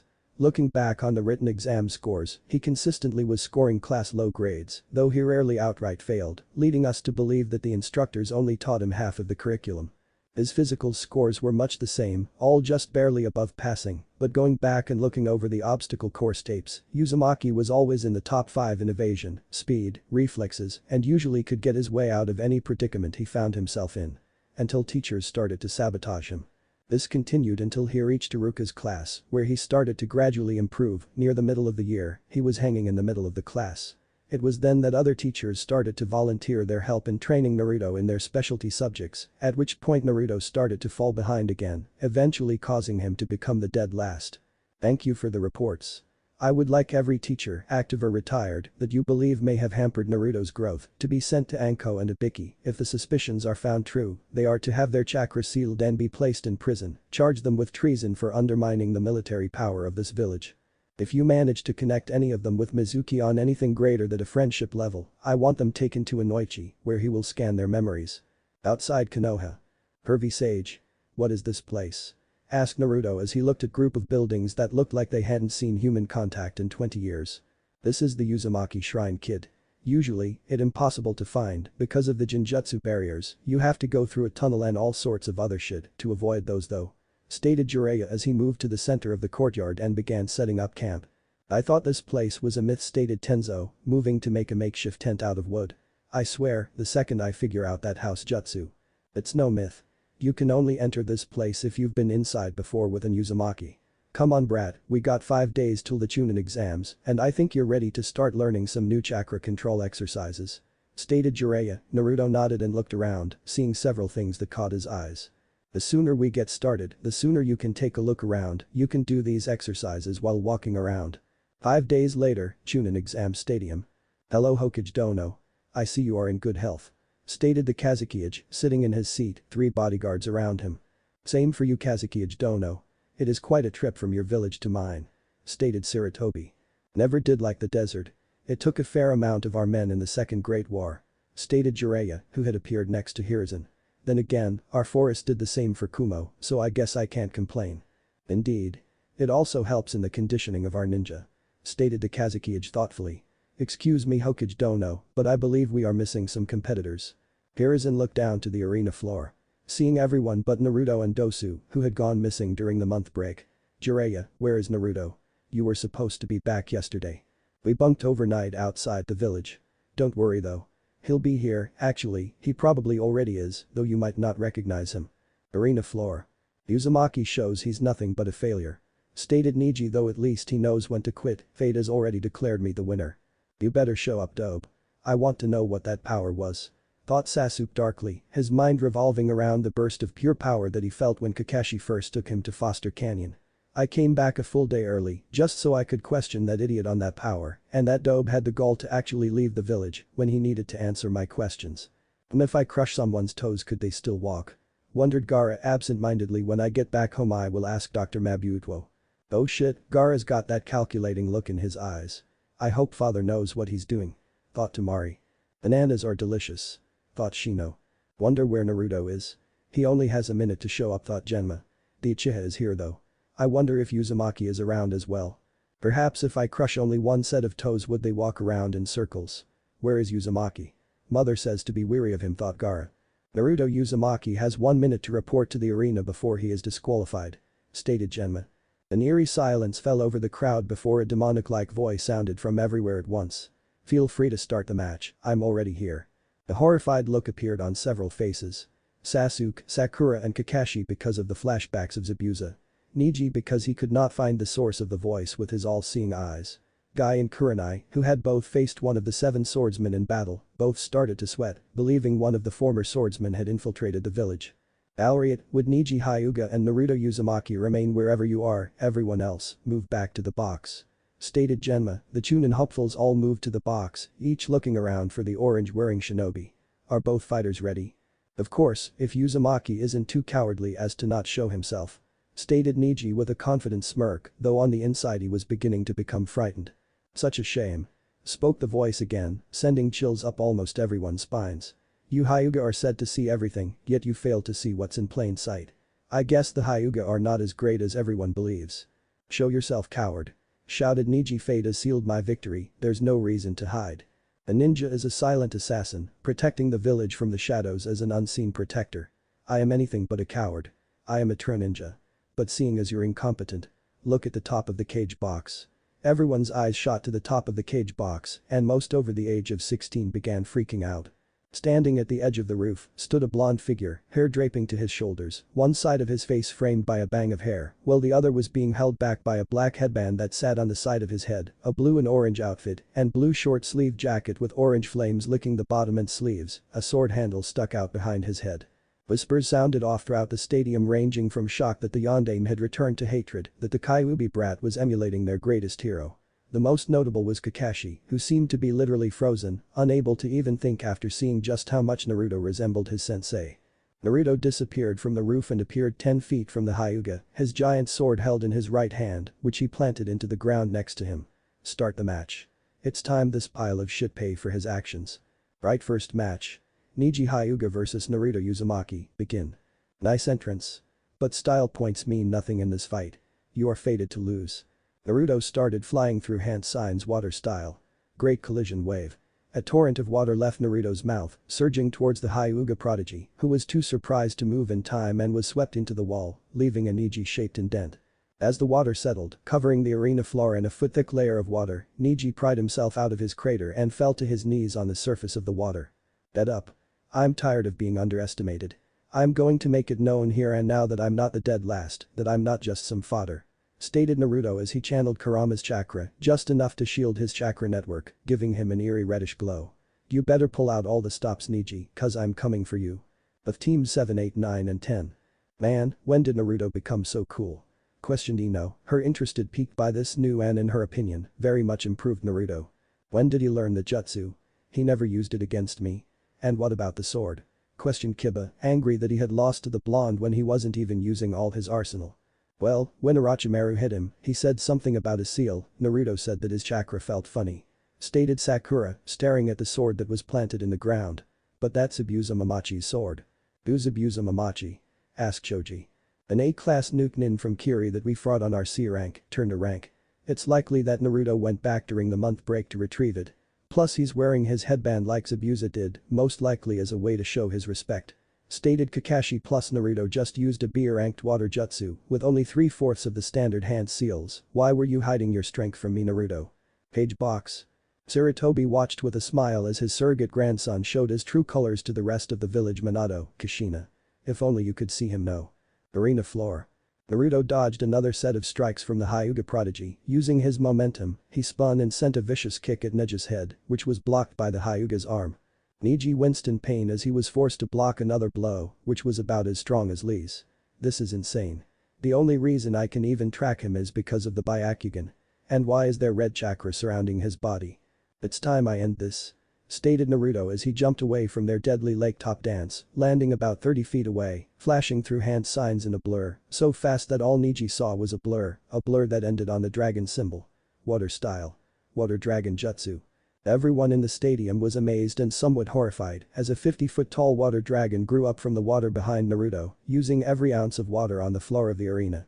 The creature then rushed at Neji at near Jonin speeds, forcing the Hyuga prodigy to use his best move. "Rotation," shouted Neji, spinning at incredible speeds and releasing a large portion of his chakra. As the dragon hit the spinning dome of chakra, it exploded in all different directions, sending water everywhere, drenching everyone within range of the blast. As both attacks ended, everyone witnessed a slightly panting Naruto, standing on the slowly rising water, and Neji, on both knees and panting heavily as the water rose around him. "Heh.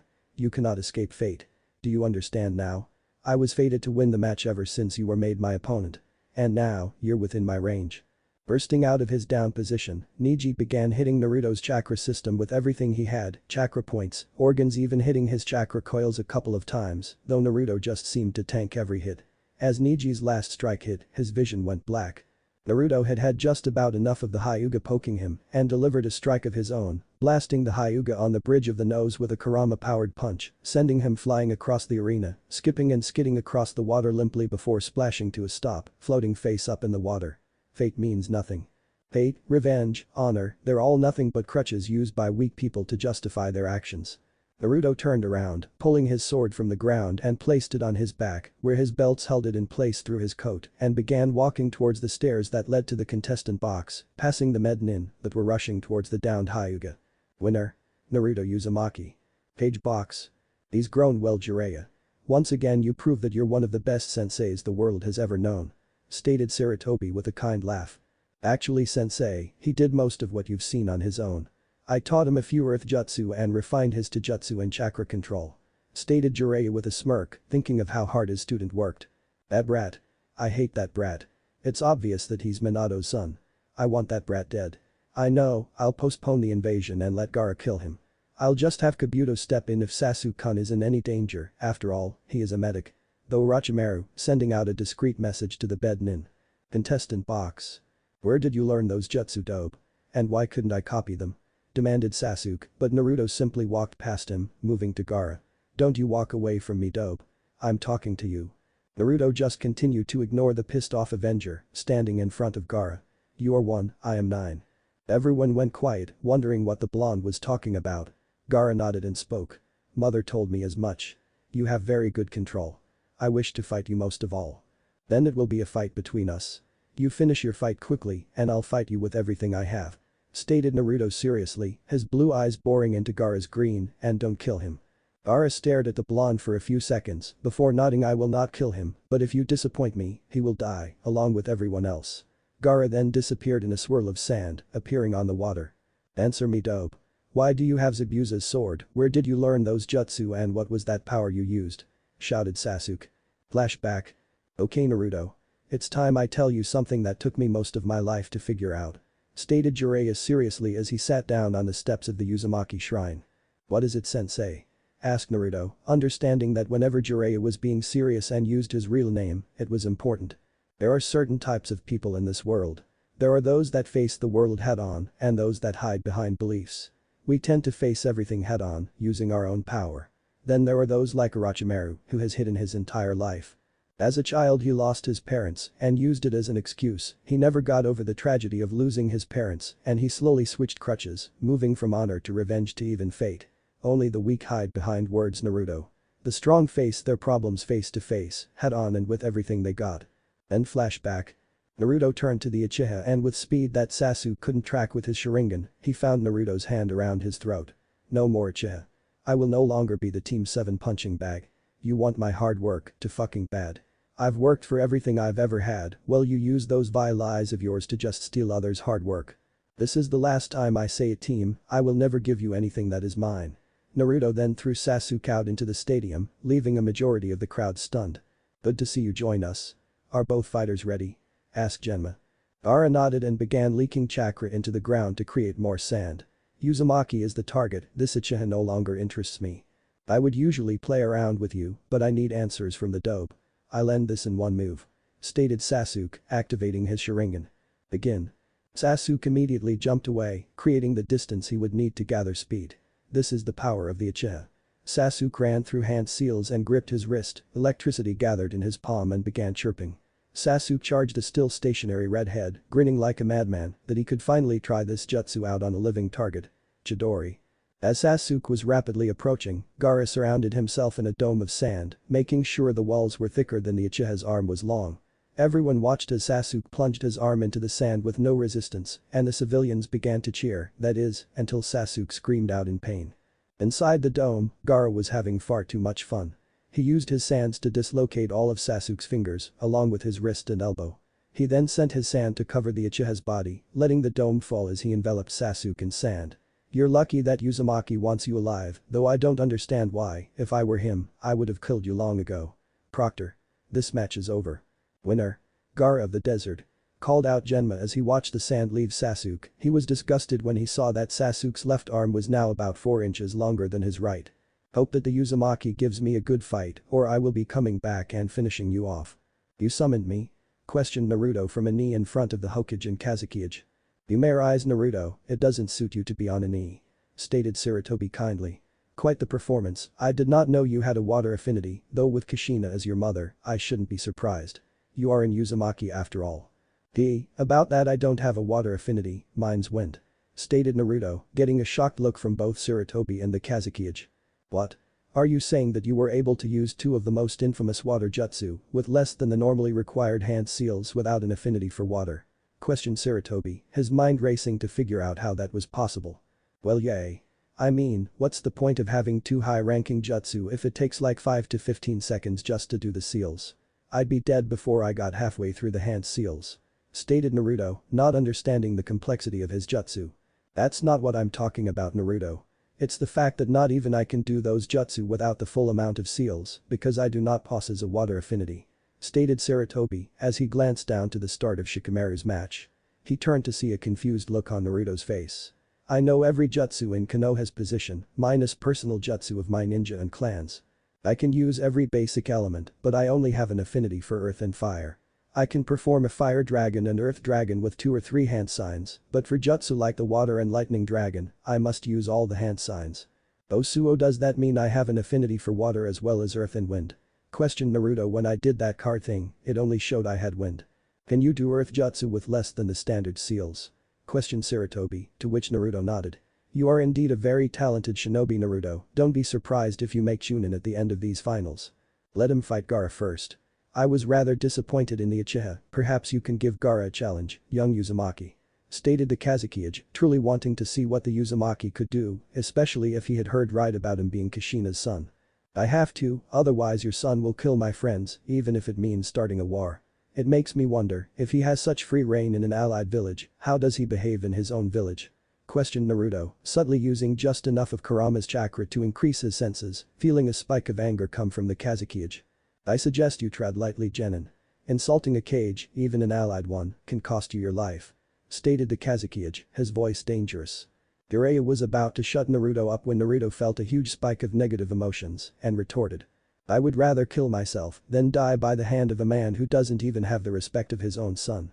At least I hope that's what is going on. Hate to find out that you're planning on betraying our trust. After all, letting a mentally unstable Jinchuriki loose in any village could be considered an act of war. Naruto turned away from the frozen wind shadow and towards the old man. May I go now? I would like to congratulate Shikamaru on his loss. Saratobi, lost in thought, simply nodded and said, of course my boy.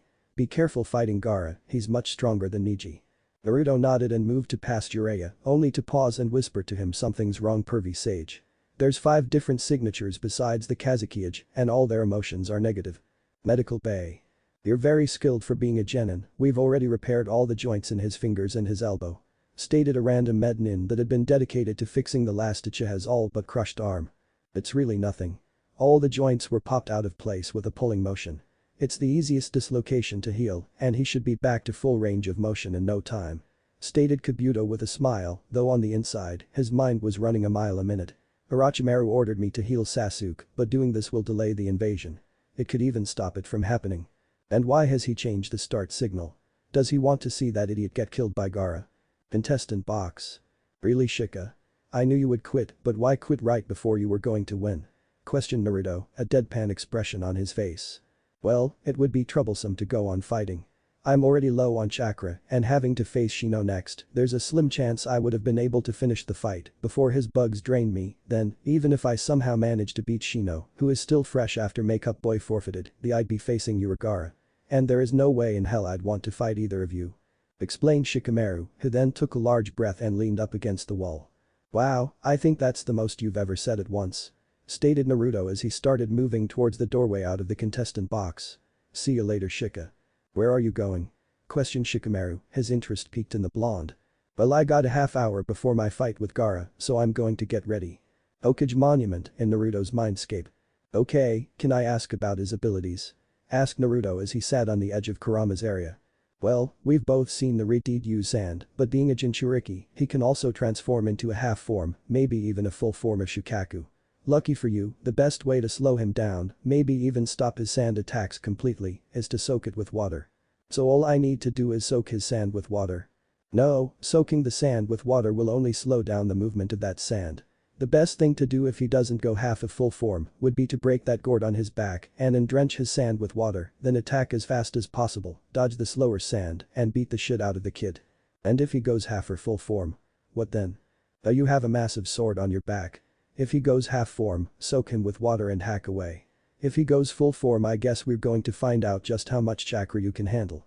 What was your last max out? 12% flow rate. That's what I could use 2 days ago. That should be just about enough for the lower 6 tails.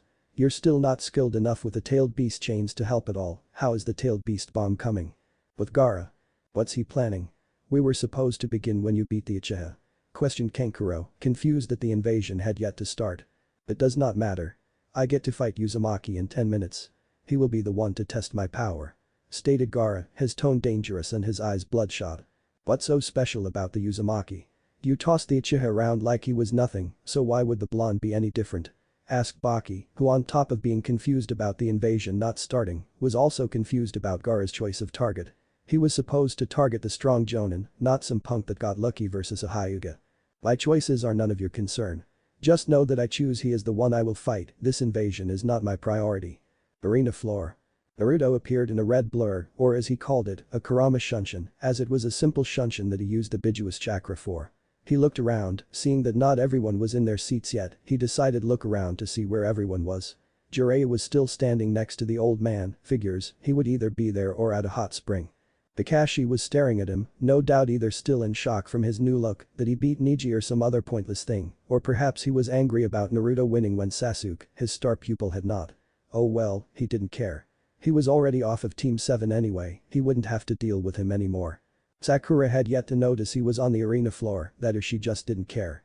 She too was most likely angry that he had beaten Neji when Sasuke had lost. Ino was staring at him with the same look she always gave Sasuke, which he had to admit, he wasn't sure if that was a good or bad thing. Denton, Guy and Lee were all aware of his presence but were all talking amongst themselves, most likely how he had beaten their strongest member. Shikamaru and Shino had made their way back to their respective teams and senseis and were either congratulated for his loss or in Shino's case, was listening to the idle conversation around him. Genma appeared next to him, a kind smile on his face. Don't worry kid, I got your back if this heads south. You're one of the few that do. Thank you for that. Stated Naruto calmly and kindly. You know kid, you're nothing like I remember from before last month. I'm kinda digging it. But you should still pull a prank every now or then. Smiled Genma as he balanced a senbon in his lower lip. Naruto was about to respond when he felt a huge swelling of negative emotions flare up roughly 15 feet from him. He turned and looked at the spot Gaara appeared. Did he sense me? Not even Baki can sense me. You definitely will be the one to challenge me. Thought Gaara with a maniacal grin. Let's start this now, I will not wait any longer. Oh shit, I hope you're as strong as you look kid. Thought Genma the first fight of the second round. Naruto Uzumaki vs Gaara of the desert. Are both fighters ready? Both nodded, waiting for the fight to begin. Begin. Gaara lashes out with a sand spear aimed at the blonde's heart, which he blocked with the flat of his sword, before he spun around and chopped at the side of the red head, only for a wall of sand to block it, before Naruto retreated from another sand attack. How is the ground completely dry? There was a foot of water on it when I left. Oh well water style. Great collision wave. Naruto once again blasted a torrent of water out of his mouth, aimed at the sand using Jinchuriki. Gaara blocked the powerful water attack, though found his sand was much harder to control, forcing him to use far more chakra and concentration to use, as well as reacting slower. Water style. Hit and miss jutsu. Kakashi and company. That's Abusa's jutsu. Cried out Sakura, shocked to see the jutsu she almost died in. He doesn't seem to have the same control over it that Zabuza did, thought Kakashi out loud. Basuma, can you see into the mist? Questioned Guy. No, the kid made it even thicker than Kushimaru's. How much chakra does he have? Arena. Gaara was starting to panic, his sand was becoming almost impossible to control, and he couldn't make any more due to the fact that the ground was covered in water. Add the fact he could no longer see or hear his opponent, which should be impossible as they were standing on water, and you have one frightened retreat. 1. 2. I'm coming for you sounded a demonic Naruto from everywhere at once. Everything was silent as they felt chills crawl up their spine. 3. 4. I'm coming back for more. Gaara suddenly felt his sand struggle to his back, barely blocking a heavy blow from the blonde's giant blade that would have cut the Tsunade and Jinchuriki in half. 5. 6. Throw some blood in the mix. Gaara, fearing another strike, began coating himself in his drenched sand, trying his best to shake the water out of it so that he could use it more effectively. 7. 8. Death is your fate. A vicious killing intent rolled out of the mist, turning the chill crawling up everyone's spine turned into a blade of ice stabbing into their hearts. 9. 10. The sound of metal slashing into earth sounded. Gaara felt a pain in his left bicep. He looked to see the giant blade stuck about an inch into the sand, blood running down the face of the giant cleaver. He followed the blade and saw his opponent holding it. Let's play again. Naruto ripped the blade free as he slid it along the wound, forcing Gaara to shriek in pain. Blood. It's my blood. I'll kill you. Everyone was now confused as to what was going on inside the mist, as all most had been hearing was a demon singing some kind of nightmare tune, though some jonin could hear the footsteps on the water, even I just barely, and we're very impressed that a genin had so much stealth. Naruto felt another great wave of negative emotions as muck started growing up from the ground, surrounding the injured Reed. Sending some more of Kyuubi's chakra to his eyes, he saw that Gaara now had his whole left side covered in wet sand, his left eye was now a gold diamond with a black backdrop. Suddenly, the mist exploded outward as the Shukaku-induced Gaara flared his chakra, as well as drying the sand around him. Come Uzumaki. Make me feel alive. Naruto knew the fun and games were over and began channeling Kurama's chakra throughout his body, going straight to the maximum amount he knew he could handle. His body was encased in a red, almost orange glow, as his cloak billowed in a non-existent wind. He was going to end this right now. Naruto shot forward at low jonin speed, but had to dodge a sand that extended out towards him. He spun, cutting it off as he moved quickly towards the sand-covered shinobi. He watched as the sand that had made up the arm returned quickly to Gaara and began to coat his left side, encasing most of Gaara's torso in sand. Naruto saw that Gaara was getting out of control, sending another chop at the injured arm of the Chunin. Naruto began leading him out of and away from the stadium. Shit. I can't put everyone in danger if he goes full-blown Shukaku. I need to lead him away. Thought Naruto as he lunged and punched the wall on the opposite side of the spectator boxes, blowing out a large section of the wall and began running. Where are you going, Uzumaki? Don't you run from me. Shouted Gaara as he took the bait, following Naruto out of the stadium and up the face of the Hokage monument. But Hiruzen. Azuki don't know what exactly is going on. Questioned the Hokage in a neutral tone, even though on the inside he was quite pleased. That was fantastic. I still have chills up my spine. My word, what a great intimidation tactic. I believe someone should be added to the bingo book. It appears that Gaara is embracing his inner demon and that your shinobi has led him away from the city. Quite the ninja you have there. Stated the Kazukiage, silently questioning why Orochimaru hadn't signaled the invasion yet. And if my shinobi cannot stop your son? Questioned Hiruzen, even if Naruto had improved greatly, he was still going up against a Biju-crazed genin. Then I shall step in. Do not worry Hokage Dono, I won't let my son hurt any of your shinobi other than the one currently fighting him. Lied the Kazukiage, sending a glare at Orochimaru. Aka's good, but I don't think he's good enough to stand up to an enraged Jinchuriki. Stated Jiraiya. If things go south, I will be saving my apprentice. Jiraiya then took off, along with Genma, following the two boys up the Hokage monument. Oh, make sure he doesn't try anything until the fight is over. It would not look good for us if our best genin was beaten. Stated the Kazukiage, though his tone said make sure you don't fuck this up. Orochimaru, who was hidden as a masked guard to the left of the Kazukiage, simply nodded and followed his old teammate to the top of the Hokage monument. Perfect, even if Gaara doesn't kill him, I still can. Then I can start the invasion and finally kill Sarutobi-sensei. With Kakashi and company. That was the single most frightening thing I have ever experienced. Stated Ino, her voice finally coming back to her. Why is he running away? He could have beat him. Questioned Kiba, still sweating from the demonic lullaby the blonde had sang. Please, if Sasuke-kun couldn't beat him, then Naruto Baka can't either. Stated Sakura, though her shaking shoulders and frightened tone showed clearly that even she didn't believe what she was saying. You're both wrong. Stated Shikamaru. Naruto isn't running, he's lead him away so that innocent people don't get hurt. And Naruto is much stronger than Sasuke. He always has been, even in the academy, Naruto always improved at the same rate Sasuke did, even though Naruto had no one to learn from outside of school and was always taught wrong by the instructors. Yeah right. Sasuke was Rookie of the Year. Stated Sakura, her voice back to its usually tone, though she was still shuddering every few seconds. And who was it that managed to prank every teacher? Who was it that was escaping Anbu at the age of 10? Who was it that somehow managed to pass every class, even though the teachers made him sit out of every single important lesson we ever had? Questioned Shikamaru, making everyone rethink the blonde, but none more so than Sakura and Kakashi. Hey, that's right. Naruto always had to sit in the hallway during important lectures or sit out of physical classes because of his pranks, but then how was he able to improve? He's an orphan. Is he really talented enough that he taught himself everything? Thought Sakura, her mental picture of her blonde teammate shattering. He was held back. But the report said that he was given special training by the best of the academy. Even I couldn't have made genin by myself. Thought Kakashi, growing sick with himself at the way he handled his team. I should have known. The second I started teaching them all the same, Naruto began catching up much faster than should have been possible. I always just figured that the extra training he got at the academy was showing through extra training he never got. Kakashi looked up at the top of the Hokage monument, seeing brown-covered ninja and an orange-covered ninja fighting it out. And now he's fighting a Jonin-level opponent toe-to-toe. How could I have been so foolish as to think that he was talentless? Hokage monument. Naruto had stopped using his sword as he was far too slow to do any damage with it when his opponent was the same speed as he was. Now he was sending supercharged punches and kicks at the sand-covered Jinchuriki, blowing off huge chunks of sand and causing heavy damage anywhere he hit flesh. Gaara took a hit to his injured bicep and jumped back, making some space. You're strong, Uzumaki. I've never been injured before and you've managed to do it multiple times. Though that ends here, now you die. Feigning sleep technique.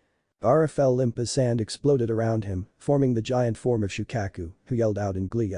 At long last, I'm free. Oh shit, summoning jutsu. Shouted out Naruto, a cloud of smoke matching Shukaku's height revealed a massive scarlet-red battle frog. Hello again Naruto, need my help? Asked Gamaken as he looked around, spotting the one-tailed Biju.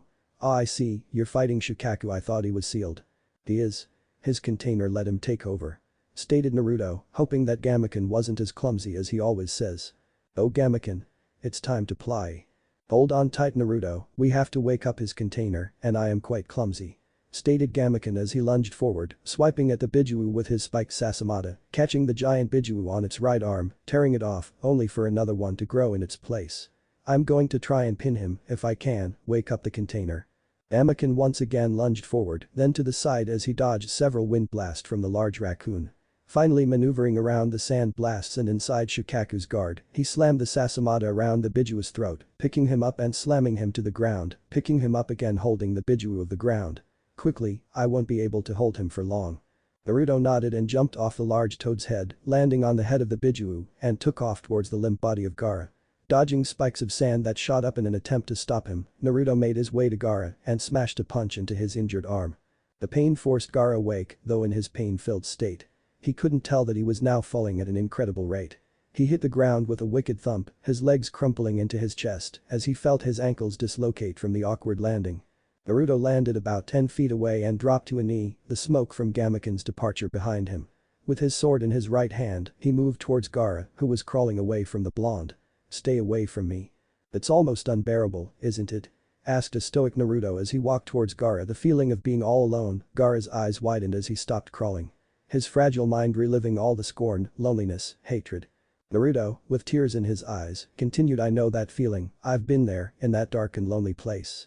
But now, there are others, other people that mean the world to me, I care more about them than I do myself, and I won't let anyone hurt them. That's why I refuse to give up, I will stop you, even if I have to kill you. But why? Questioned Gaara. Why would you do this for anyone but yourself? Because, they were the ones that saved me from myself, they saved me from my loneliness, they were the only ones to accept me for who I am. They are my friends. Stated Naruto as he placed the sword on his back. We're the same Gaara. You can be saved just as I was. I'll be your friend Gaara, and I'll validate your existence. You would be my friend? Asked Gaara, his voice shaking. Not only me, but your brother and sister too. Stated Naruto. He pointed to Temari and Kankuro, who had appeared behind the downed form of Gaara, horrified that anyone could take down their little brother and still be standing. Gaara looked at his brother and sister, who were gazing at him odd stares. Would you really be my friends? Even with everything I've done? Temari was the first to respond, her eyes softened and her voice calm and kind. Gaara, you're our little brother, of course we would be your friends, we're family, we love you. Kankuro just smiled and nodded. Gaara looked between Naruto and his family, his gaze grew dim as he began crawling towards his family, who quickly rushed to help him up. As they held him up, Gaara turned his head to the blonde. Thank you Naruto Uzumaki, for saving me. Go to your cage, Sand and Sound are planning to invade. Naruto's eyes widened, his heart raced as he once again began channeling Kyuubi chakra, sprinting back to the stadium. About halfway down the face of the monument, he was met by Jiraiya and Genma. Congrats kid, you won the match. Stated Genma, running as fast as he could, stride for stride with the orange chakra-cloaked blonde. No time. Pervy Sage, Gaara said that Sand and Sound were planning to invade. Crewed out Naruto as he made it to the bottom of the cliff face, collapsing into heap as his body finally gave out. Kit. Stop channeling my chakra. Your body is starting to break down. Naruto. Are you alright? Questioned Jiraiya. Yay, go tell the old man about the invasion, I'll be fine, stated Naruto as he fell out of consciousness. Enzo appeared, the Sand siblings following him, and he picked up Naruto. It's okay, Master Jiraiya. I'll bring Naruto to his home. These three all confirm that Sand and Sound are planning to invade and have asked for asylum until the invasion is over. Jiraiya nodded. Okay, take Naruto to his parents' home, bring those two with you. Me and Genma will head back to the stadium with Tamari if Sand and Sound don't invade, her match is next anyway. I knew Beta is the coolest. Naruto rolled out of his bed and landed hard on the floor, waking him up. Looking around he couldn't help but try to remember the last time his room had been so clean, hell, he didn't even know that he had red carpeting. Wait, I don't have red carpeting, where am I? Thought Naruto as he sat up, surveying the room that he had been sleeping in. Hey Kurama, where am I? And why do I feel so sore? Because you used too much chakra, your muscles couldn't handle being infused with as much of my chakra as you pumped through them, and they started to break down. Thankfully, you're already healing, so the most you should be feeling right now would be like the after effects of a serious workout. That's good, does that mean I'll be faster and stronger? No. In fact, you will probably be a little slower and weaker. Your muscle were breaking down, I'm not sure if you lost anything, but you certainly didn't gain anything. Shit. Stated Naruto as he stood up on wobbly legs and began inspecting the room he was in, finding it somewhat dusty, as if it hadn't been lived in for a while. Don't worry, kid. Your body is adapting to the strain already. Soon you shouldn't suffer any ill effects at all. Thanks Kurama, go ahead and get some rest. Naruto looked over the room, he began feeling an odd sense of familiarity, as if he has been here before. The red carpet, red walls, cherry oak dressers, even the picture. Naruto all but ran to the dresser on the right side of the bed, where there sat three pictures. One was a beautiful redhead and a very well-endowed blonde, the next was a small red-headed girl with a very old red-headed woman. The last was old man Sarutobi and the beautiful redhead standing in the Hokage's office. Sarutobi was smiling at the camera while the redhead was smirking and pointing towards her black headband with a red leaf symbol. Mom, this is my mother's room, stated Naruto as he started crying. He moved towards the doorway, opening the door and started walking down the hallway. The first door he came to was a linen closet, the next was a bathroom. The next room Naruto entered forced him to his knees. The walls were blue, clouds painted on the ceiling, there was toys in the back left corner, dresser and mirror on the back wall, and a small crib that looked to be made out of the best wood money could buy. This was supposed to be my room, she loved me, someone loved me. Naruto got up, walked over to the crib, and sat down next to it, leaning against it carefully, making sure not to break it. This was how Jiraiya found him almost an hour later. I see you found your room. Like it, Gaki. Stated Jiraiya from the doorway, startling Naruto, who in his joy-filled state had all but shut himself off from the outside world. She loved me, pervy sage. I had a home, no I have a home, stated Naruto happily as he rushed to Jiraiya, tackling him into the hallway, crying tears of joy into his chest. Kid and Gaki. Your mother loved you with all her heart. So did your father, I still remember him fumbling around trying to put that damn crib together. Stated Jiraiya with a laugh. Smartest man I've ever known, couldn't put that thing together to save his life. Why, you know who my dad is? Who is he? Where is he? Questioned Naruto as he got up off of Jiraiya. I knew your father better than anyone, well, except for your mother, those two were quite the pair. I'll tell you more when we get back. You have a meeting with sensei in 10 minutes, and with your injuries, I doubt you can make it there by yourself. Stated Jiraiya as he led Naruto outside, where Naruto saw the outside of the small home. Jiraiya once again spoke up. They had lived in a tiny one-bedroom apartment before they moved in here about a month before you were born. He said that there was no way his apartment would be safe for a baby. Hell, I'm surprised you lasted as long as you did in that dump. Wait. My apartment was. That's correct, Gaki. Your dad lived there from when he was a kid till he made Jonin, and some time after that. Though he cleaned the place out when they moved here. Stated Jiraiya. Now come on, we have to be there soon, and I don't want too late. Unknown location. So this Gaki can already use his beast chakra? Asked a blue-skinned fish man. Yes. Zetsu reported that he is at least Jonin speed and power when he uses Kyuubi's chakra. Stated a dark-haired teen with Sharingan eyes. Perfect, you're way faster than that, and I'm way stronger than that. He won't be a problem at all, especially after I shave his legs off. Stated Kisum with his patented shark-like grin. Do not underestimate him, Kisum. He defeated the one-tailed Jinchuriki with only moderate difficulty. He also seems to have taken after your old teammate. He even calls himself the demon of the hidden leaf. Stated Itachi in his same monotone voice. Who cares? I'm the best water jutsu user there is, and there's no way the Gaki is better with a sword than me. Even if he was, the only sword that can handle Samahata is. The Kubikirabacho, a sword the nine-tails Jinchuriki now possesses and wields in a devastating tandem with a hidden miss jutsu, silent killing and possibly chakra nature enhancements as well. Stated Itachi. He hated to admit it, but if his target could use silent killing and the hidden miss jutsu, it limited him to only a handful of lower-level Jinjutsu and his ninjutsu. There were ways for him to get around the hidden miss jutsu, though it did require setting up the battlefield as he went along. Well shit, hopefully he's as good as you say, I wouldn't want to be disappointed. Hokage's office. Hiruzen Sarutobi, the third Hokage, sat behind his desk, working on some of the massive amount of paperwork that had somehow appeared on his desk after Sand and Sound foolishly invaded. At the end of the battle, less than 15 Konoha ninja lost their lives, though hundreds of Sand and Odonin were killed, including the 4th Kazekage, who had thoughtlessly attacked the Hokage, stating that Sarutobi was nothing but an old man well past his prime. The fight was short, Sarutobi had crushed his skull in with Enma after a short Taijutsu bout. Now Kakashi, Asuma, Kurenai, Shino, Shikamaru, Sakura and Sasuke, whose arm was in a cast now, were standing before him. Good. Now when Naruto and Jiraiya get here we can begin. Already here sensei. Came a deep voice behind Sarutobi. Everyone looked to see the Gama Sennin on the roof outside the far left window, facing the Hokage monument. Jiraiya, how many times have I told you to use the door? And where's Naruto? Questioned Sarutobi, not sensing the usually unrelenting ball of energy he had usually sensed when the boy was in his office. Come on old man, if you can't even sense a genin, then I think it time you hand over that hat. Sarutobi's eyes widened along with everyone else's as their eyes snapped to the far right window, where a blue cloak and blonde hair were visible behind a human-sized sword. Oh. I think I have a few years left in the tank, after all, I did just defeat a fellow Kage in combat.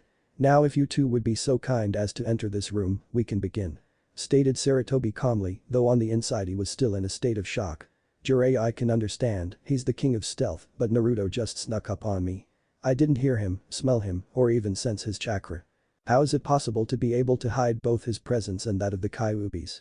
To have come so far in just a month. Naruto limped his way into the room, his body still stiff from overusing Kyuubi's chakra. He stood as far away from Team 7 as possible, using the massive frame of Jiraiya as a buffer to block them out as much as possible.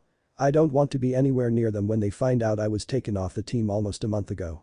Alright, now that everyone is here, I have some announcements to make. First off, would Shino, Aburame and Shikamaru Nara please step forward? Shino and Shikamaru stepped forward, as Sarutobi had requested, their faces showing no emotions, Shino because he was an Aburame, Shikamaru because he legitimately didn't care about anything happening around him. Due to your performances in the exams and your efforts in the invasion, you are hereby promoted to chunin. Shikamaru's eyes widened while Shino stayed calm, though Naruto was sure he could hear his hive buzzing louder. Sasuke was about to say something, but a squeeze on his injured shoulder from Kakashi stopped him. Sarutobi handed each boy a chunin vest, shaking each ninja's hand and wishing them good luck in their new roles. Now onto our second promotion of the day. Naruto Uzumaki, I am promoting you to Special Jonin. Your speed, strength and ninjutsu are all Jonin level, and your tactics, along with your skill and stealth, have shown greatly in both of your fights. You would be promoted to Jonin, but your Jinjutsu and Taijutsu are still too weak for me to do so. Your Kenjutsu skills also need work. Stated Sarutobi with a smile on his face, which was erased by a certain dark-haired Uchiha. Why is the dope being promoted? And to Jonin no less? Questioned the Uchiha. He had seen the blonde idiot defeated the Hyuga, but the Hyuga was weak. Well Sasuke, after you fell to Gaara when he dislocated the joints in your hand and arm, Naruto defeated him. Naruto was the one that found out about the invasion and defeated the biggest threat to the village. On top of that, since you obviously weren't listening to what I just said, he has shown Jonin level skill in water ninjutsu, stealth, tactics, speed, strength, and summoned one of the big three toads. Stated Sarutobi, his tone final and his eyes locked onto the young Uchihas. Lord Hokage, though I agree with this promotion, I must ask what will happen to my team if Naruto now has special Jonin duties. Asked Kakashi. He felt shame as he watched Naruto put his new Jonin vest on under his coat, knowing he didn't help him at all, or at least since he had watched him in Anbu. Kakashi couldn't help but draw parallels between Naruto and his dead sensei. The cloak and Jonin vest were the same, as well as the blue bodysuit, though the colors were different. Glad you asked. Naruto was, and has been, removed from Team 7 since before the finals of the Chunin exams. After several complaints into your teaching, I determined that Naruto was better off by himself. It will be determined later as to where he will be rested. Stated Sarutobi, finding a strange enjoyment at the dumbfounded looks on everyone in the room, besides Naruto and Jiraiya faces. But if Naruto isn't on the team then what will we do? Questioned Sakura.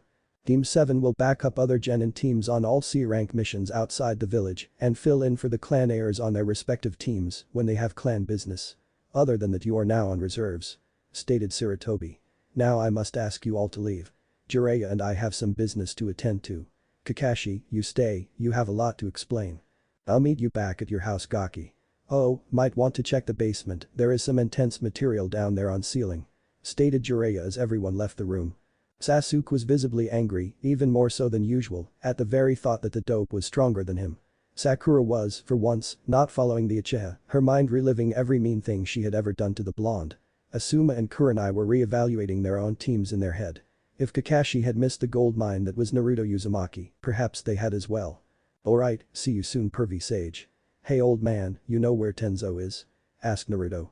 "I believe he is helping rebuild the south wall, but by now he's probably passed out from chakra exhaustion," stated Sarutobi. Naruto shot out the window at speeds only the Jonin or higher could see. "Hard to believe half of his muscles are strained from that fight, isn't it?" "He is his father's son," stated Jiraiya. "Sensei, I'm telling him tonight that Minato is his father. I'm going to be taking him with me for a while." "You are his master now, Jiraiya, and as he is now granted Jonin level clearance, he can leave with you whenever he wants," stated Sarutobi. "Now Kakashi, I already know that you taught them the bare minimum. Tell me in your own words why you did that and I might let you continue to teach the other two." South wall. Naruto appeared next to the nearly completely rebuilt south wall, kicking up a cloud of dust as he stopped. "Man Kurama, how much longer until I can use your chakra without it hurting this bad?" "Probably a week. As long as you don't go above 5% flow you should be fine." Naruto was taken out of his internal conversation when a familiar voice reached his ears. "Hey there Naruto. Congrats on the promotion to chunin. You're one of us now, buddy." "Izumo, that's a Jonin vest," stated Katetsu, sitting to the gate guard box, his eyes trained on the forest green vest of the young blonde. "What?" questioned Izumo, looking at the best in question.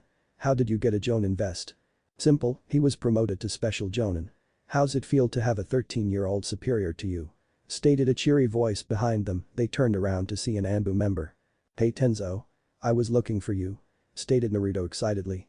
"Well come on, there is some people I want you to meet," stated Tenzo. He adjusted his mask and took off towards the center of the village, Naruto following closely behind. "How do you think he got a sword of the hidden mist?" questioned Katetsu, staring at the back of the blonde as he bounded away.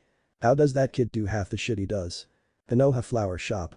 Ino was in the back room taking inventory when she heard the front door open, ringing the bells that were hung above the doorframe. "Just a moment. Take your time, Ino," came a crying voice from the front of the store. "Sakura?" questioned Ino as she scrambled out of the back room. Finding her friend leaning against the counter, her face in her hands. "Sakura. What's wrong?" "I'm such a horrible person," Sakura muttered. Ino was about to retort when Sakura looked up and smiled, her eyes puffy and her makeup running. "Shikamaru, Shino and Naruto all got promoted."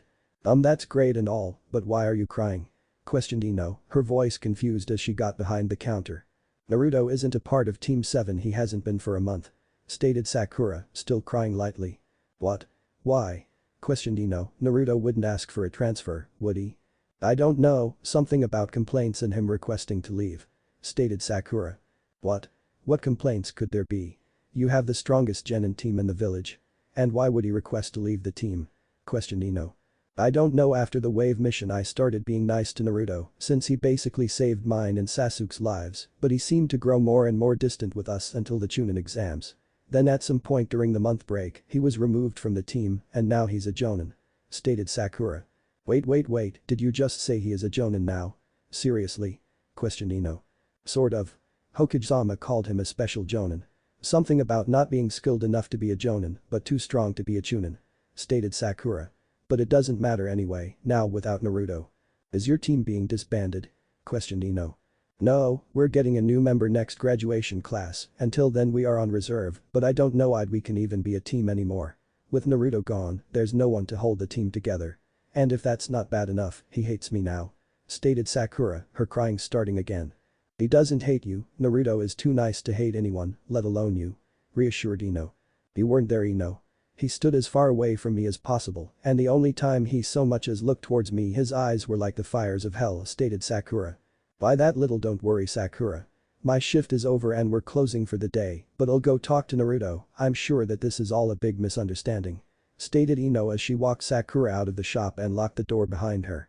Now go get some rest, you look like you haven't slept in days. I'll sort everything out with Naruto, I was going to see him anyway. Thanks Ino, mumbled Sakura as she walked towards her home. I doubt that he could ever hate you, Sakura. And I'll prove it and maybe get a hot boy toy as a bonus. Hokage office. So you refused to teach them anything of value until their teamwork improved, took a C rank thinking they would improve, and then when you found out that you were out of your league you pressed on anyway. To make matters worse, you come away from the C turned A rank mostly unharmed and believe that they are strong enough to take the chunin exams. You forsake Naruto and stick him with a teacher that you know is publicly against him, train Sasuke in a stolen jutsu style, and then you teach him an A rank assassination jutsu. Do I have all of that correct? Questioned Sarutobi, his voice cold, his eyes hard. Sir, I only taught Sasuke that move so that he could defeat Gaara. Stated Kakashi. Bullshit. There were 100 ways you could have taught that brat to beat him. Jinjutsu, water jutsu, hell you could have taught him that eye trick that you figured out. You were playing favorites. You wanted Sasuke to win the finals, what better way than to teach him a jutsu that many genin wouldn't use properly, then make it so he would either face his own stunted teammate or a close-range fighter that would be weak against your student. Stated Jiraiya. That's not true. Naruto should have never beaten Neji in the first place. He was hiding his strength, how was I supposed to know he was really high chunin level? Stated Kakashi. You disappoint me, Kakashi. Even if Naruto was weak, it's your job to make him stronger. If you had done nothing, just turned him loose with a shitty instructor, I would agree that you did something right. But you gave him to a man who hated him, then go and teach your strongest student one of your best ninjutsu. You were playing favorites. Stated Jiraiya as he got up and moved to the window. He's my student now. It's up to him if you can still talk to him. By the way, if you teach that Uchiha any of Minato's jutsu, I will kill you and that Uchiha. But Sasuke. Damn that dope. I deserve that power. How was he able to increase his speed so much in a month? And when did he gain Zabuza's sword? I know we left that in Wave. He also knows all those jutsu he didn't before. And I can't copy them. Every time I try to use one of them I end up losing control of the jutsu. Shouted Sasuke mentally as he shoved another Chidori into the training post. I am going to kill the dobe. Then I'm going to Orochimaru. If the dobe improved that much under a Sannin, then I'll grow tenfold and then Itachi will fall at my feet. I won't even need to take Danzo up on his offer. Odo. Damn that Uzumaki brat, stated Orochimaru as he read over the reports of the invasion. Foolish. Suna loses a quarter of their forces in their cage. Perhaps I will send Kabuto to get some more test subjects. That Uzumaki brat needs to be dealt with. If he's anything like his father, he will be a thorn in my side. I'll have the Sound 4 kill him when they go get Sasuke. Naruto. Naruto was now sitting in his basement, looking at a seal on the wall. He had just gotten home from meeting the sword couple, Yugao and Hade. He remembered Hade from the preliminaries, he never would have thought the coughing proctor would be the foremost Kenjutsu expert in the village, but then again, first impressions were rarely accurate. After Tenzo had informed him that the two would be training him in their off time, Naruto had been ecstatic, but now that he thought about it, he wasn't too sure. Pervy Sage said something about a training trip, if I'm not here, how can they train me? Whoever made this was a genius, mumbled Naruto as he looked at the seal that covered most of the back wall of the small house. The basement was actually a small library and office space that was lit by seals that simulated natural sunlight. There was a small corner dedicated to what Naruto figured to be Taijutsu training, though there was only one dummy and not much room to move around in. It looks like a blood seal, I bet Mom stored all kinds of great stuff in here. Naruto bit his thumb and smeared the blood over the center of the seal. With a low grumble, the back wall started to sink down, allowing Naruto to see what it had hidden. No way, but that would mean my dad was unknown. Danzo sat quietly in the dark room that was his base. And Blank Mask Anbu arrived and bowed before him, waiting for his orders. What have you found? Sir, the Hokage is not suspecting you in this invasion, though Master Jiraiya has informed him that he wishes to take the Kyuubi container with him when he leaves the village again. Stated the Anbu. What of the Uchiha? Questioned Danzo. He has been training. He is very adept with the Haddock Chidori. Stated the rude agent. We have witnessed Kabuto of Odo spying on him. Distract Kabuto and seal off Sasuke's memories of me. I don't want Orochimaru finding out that I have offered him training. Stated Danzo. He watched the man before him about to leave in a blur and motioned to wait. I must obtain the Kyuubi Jinchuriki and bring him here. Make sure that Jiraiya is not around when you do so. Actually, I'll just call a meeting with Haddock, Hiruzen and Jiraiya, then that brat will be wide open. Dismissed. Page. Jiraiya's lost student. No way, but that would mean my dad was the fourth, stated Naruto in disbelief as he looked around the unsealed room. Three-pronged kunai hung around the room, a sword was hanging on the backmost wall. A large red and gold scroll sat on a pedestal beneath the sword, two smaller one on each side of the large one, the left one was gold, the one on the right was blue. The room was an armory and library that was built by his hero, and he was now in awe at finding out he was the man's son. The room itself was nearly the size of the whole basement, waist-high racks of books and scrolls lined the walls, and the center of the room was 10-foot diameter ceiling array that seemed to shimmer the air around it. What is that? It's not a containment seal, pondered Naruto as he inspected the oversized array. There's 10 expansion seals around the perimeter and a bilateral gravity seal in the middle, but then why are there resistance seals linked with both the gravity seal and the— He was seriously going to have to thank Jiraiya for teaching him how to at least recognize the advanced aspects in sealing. As he doubted that he would even know what those seals were otherwise. No way in hell. The fourth, my dad made a self-contained gravity room, stated Naruto, summoning a shadow clone and having it move to the center of the seal. Naruto watched as the clone walked into the seal circle, moving slower and slower, only for the clone to crumple to the floor and poof out of existence once it reached the middle. Naruto sat shocked at the memories the clone sent back. The gravity increase is ridiculous, it's like the gravity seals that Tenzo told me about, only the whole area is like that. And it's way bigger from the inside, almost 100 feet across instead of the 10 that I see from here. I wonder. No. You're in no shape to enter that seal array, you have torn muscles all over your limbs and most of your body is strained otherwise, it's a miracle that you can even move right now. Going in a high gravity environment such as that is asking to end up like your friend in green after my sibling got through with him. Fine. Way to ruin my fun.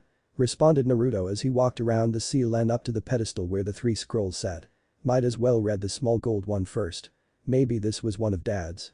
Kiri. Well, I'll be damned, stated Ao, reading over an intelligence report that just came in from one of their spies. Mei-sama. You were correct to let that boy keep the Kubikirabacho. Seems he's already made a name for himself. Really? How so? Questioned Mei, her interest piqued when the young blonde was mentioned. Said blonde had been on her mind quite a bit lately, though she wasn't sure why. The boy beat a Hyuga prodigy in outstanding fashion before defeating the one-tailed Jinchuriki by using a mixture of silent killing, mind games, and I quote the densest hidden miss jutsu our informant has ever seen. Says he also summoned a giant toad to help when the one-tail container fully transformed, though it wasn't Gamabunta, it says he was equal in height. Stated Ao, though I doubt the boy can actually do all of that. After all, he is just a genin, even Kakashi Haddock wasn't that skilled at that age, and I doubt he is on par with Itachi Uchiha. Don't doubt him, Ao. Before I even gave him a scroll, he was Jonin level speed and strength. There's no telling what that boy will accomplish in the years to come. Stated Mei, her thoughts going back to her first time meeting the young man and the literal ease he was able to throw Zabuza's sword around. Well, perhaps we should recruit him to join us then. Joked Ao, not even remotely serious about doing just that. It's not a bad idea. Council chambers. Why are we here? And where are those idiot civilians? Questioned Sumin Yuzuka. Danzo has called this meeting. Stated Saratobi simply, not wanting to give anything away, even though he was sure it was about Naruto's promotion or Sasuke's lack thereof. So why don't you fill us in, old man? What could be so important that you would call a full military council meeting? Questioned Jiraiya, who stood behind Saratobi. Danzo frowned at the disrespect the Toad-san always treated him with. It has come to my attention that the Kyuubi Jinchuriki not only can use the beast's chakra, but also has been promoted to special jonin, has been removed from Team 7, and is now your apprentice, Jiraiya. I wish to inquire why the council wasn't informed. Stated Danzo, his face staying impassive. Who cares? The kid beat a Jinchuriki and can use not only 3 of the hidden mist's most well-known jutsu, but can also use one of their legendary swords. The only question I have is why he wasn't made jonin. I fail to see why there was a council meeting called over this. Questioned Shukaku, his head never moving from its position on the table. The other clan heads all agreed with him, though the elders were visibly displeased with the lazy Nara's comment. The council has been called because the boy possesses an eminent threat to the village. If he can use its chakra, then he can be influenced by it. If he can be influenced by it, then he could lose control of the beast and end up losing control entirely, or worse, release it. Stated Danzo, a small smirk played out on his lips. He's not being influenced by the beast. That seal is as strong as the day my former student put it on. I checked it this morning. Plus the fact that everyone in this room has already been informed of his special jonin status, as well as the advancement of both Shikamaru Nara and Shino Aburam. Stated Jiraiya, his eyes narrowed at the seemingly crippled old man. The only reason we are all here is so you can make a play to gain control of him. Danzo was about to retort when a loud explosion sounded from the west side of the village. In an instant, both Jiraiya and Sarutobi were out the doors, both the same thought in mind. That came from Naruto. Damn. They may get there before my men have a chance to grab the boy. But Naruto. Sarutobi and Jiraiya arrived to find Naruto was covered in blood, unconscious on the ground outside his house. There was a clear path where a line of trees had been vaporized, as well as what remained of 5 bodies littered around the young blonde, 2 missing heads, 1 missing his left leg with Naruto's sword run through his chest, and 2 that had been cut in half. What the fuck happened here? Questioned Jiraiya as he observed the area around his godson before moving to Naruto's side and checking his vitals, which thankfully, were normal. It looks like none of this blood is his, though there is no way to be sure. I'll take him to the hospital. Anbu? Commanded Sarutobi. In less than a second, 4 Anbu had appeared around the old man. Seal the village and nobody enters this immediate area. I want the bodies taken to Inoichi and Ibiki. This area must be searched for any wounded that could answer our questioning. Then I want this entire area catalogued for any other clues. This attack on Naruto's life can't be a coincidence after the chunin exams, and I need to know who is responsible. Move. But Naruto at hospital. Naruto stir awake in the lumpy hospital bed. The moment he regained consciousness, he was out of the bed, up on his feet, and his hands were flashing through hand seals. Naruto. It's okay, you're safe. Stand down. Commanded Tenzo from the corner of the room, wringing his own hand seals to restrain the blonde ink as he cold and calm him down. A familiar voice brought Naruto back to reality. He realized that he was in a hospital room, in the room with him was Tenzo, mask on his face, and a young nurse that had probably been checking him for something, though she had a deep red blush in her face. At some point during Naruto's jump from the bed to where he was now across the room, he had lost his hospital gown and was now standing naked in his hospital room. Naruto felt the floor shift and a chest-high wall emerged in front of him. The nurse shook her head and regained her composure. Why your vitals are normal, but your chakra network is strained heavily as well as most of your muscles. Stated the nurse. Her blush increasing as she examined his body, which was way too well developed to belong to a 13-year-old. Also your throat is very raw, so you should limit your talking. I don't know what happened to cause all these injuries, but you're a lucky man to be up so soon, and you may worry someone SP special if you don't take better care of yourself. How long till I can leave? Questioned Naruto, his voice hoarse. You're going to be stuck here for a while you recover. I'll be sure to stop by and check on your recovery Naruto-kun. Winked the nurse as she walked out of the room, swaying her hips, making sure that the blonde hunk got a good view. That was weird stated Naruto, he then grabbed his hospital gown from the floor and got back into his lumpy hospital bed. Where's the old man and pervy sage? I need to tell them something. I'll send for them, for now just get some rest, I'll make sure nothing bad happens, stated Tenzo with a hidden smirk though with the looks that hot young nurse was giving you no bad Tenzo. I need to stop being around Jiraiya-sama so much. Danzo. Explain. Commanded Danzo as he looked down one of his root ninja, laying in the medical bay of his base, right arm cut off at the shoulder, a group of mednin healing the stub. He isn't human we had him surrounded when he just missed appeared faster than we anticipated. The last thing I remember before retreating was the captain ordering a retreat and then losing his leg, which was when I barely escaped. Muttered the crippled ninja, his mind obviously still rattled from whatever the Uzumaki had done. Is there any way you can be traced back to us? Questioned Danzo, his tone still flat. No. Captain made sure we did everything as Code 6. Good. Once you're healed, report to the genetics lab and see what they can do. Stated Danzo, turning and walking away. Damn, 8 lower level ninja and a captain lost to that brat. And now Hiruzen may be suspicious of me. This is not good. I'm going to need to see that report when it's filed and make sure that nothing of value was found. But Naruto. Are you doing alright Naruto? Questioned Sarutobi, his voice laced with concern at seeing his newest special Jonin hospitalized for the first time in 6 years. Yay. I'm good. Who were those people who tried to abduct me though? Asked Naruto, his voice less hoarse than when he first woke up. What do you mean abduct you? Actually, just tell us the whole story. Stated Jiraiya, pulling out a different notepad, obviously wanting to miss any details that the blonde could give them. Well, I was just leaving the house to see if I could talk to Gaara when. Flashback. Naruto Uzumaki. You're to come with us. Stated a blank mask Anbu that dropped down next to Naruto, almost immediately, 9 more dropped down from the forest around him.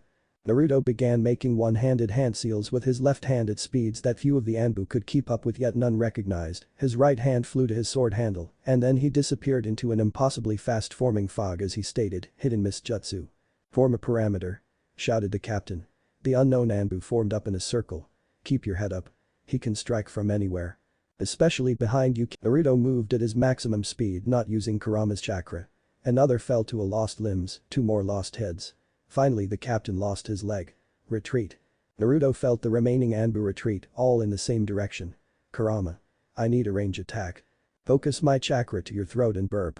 Burp. Just do as I say.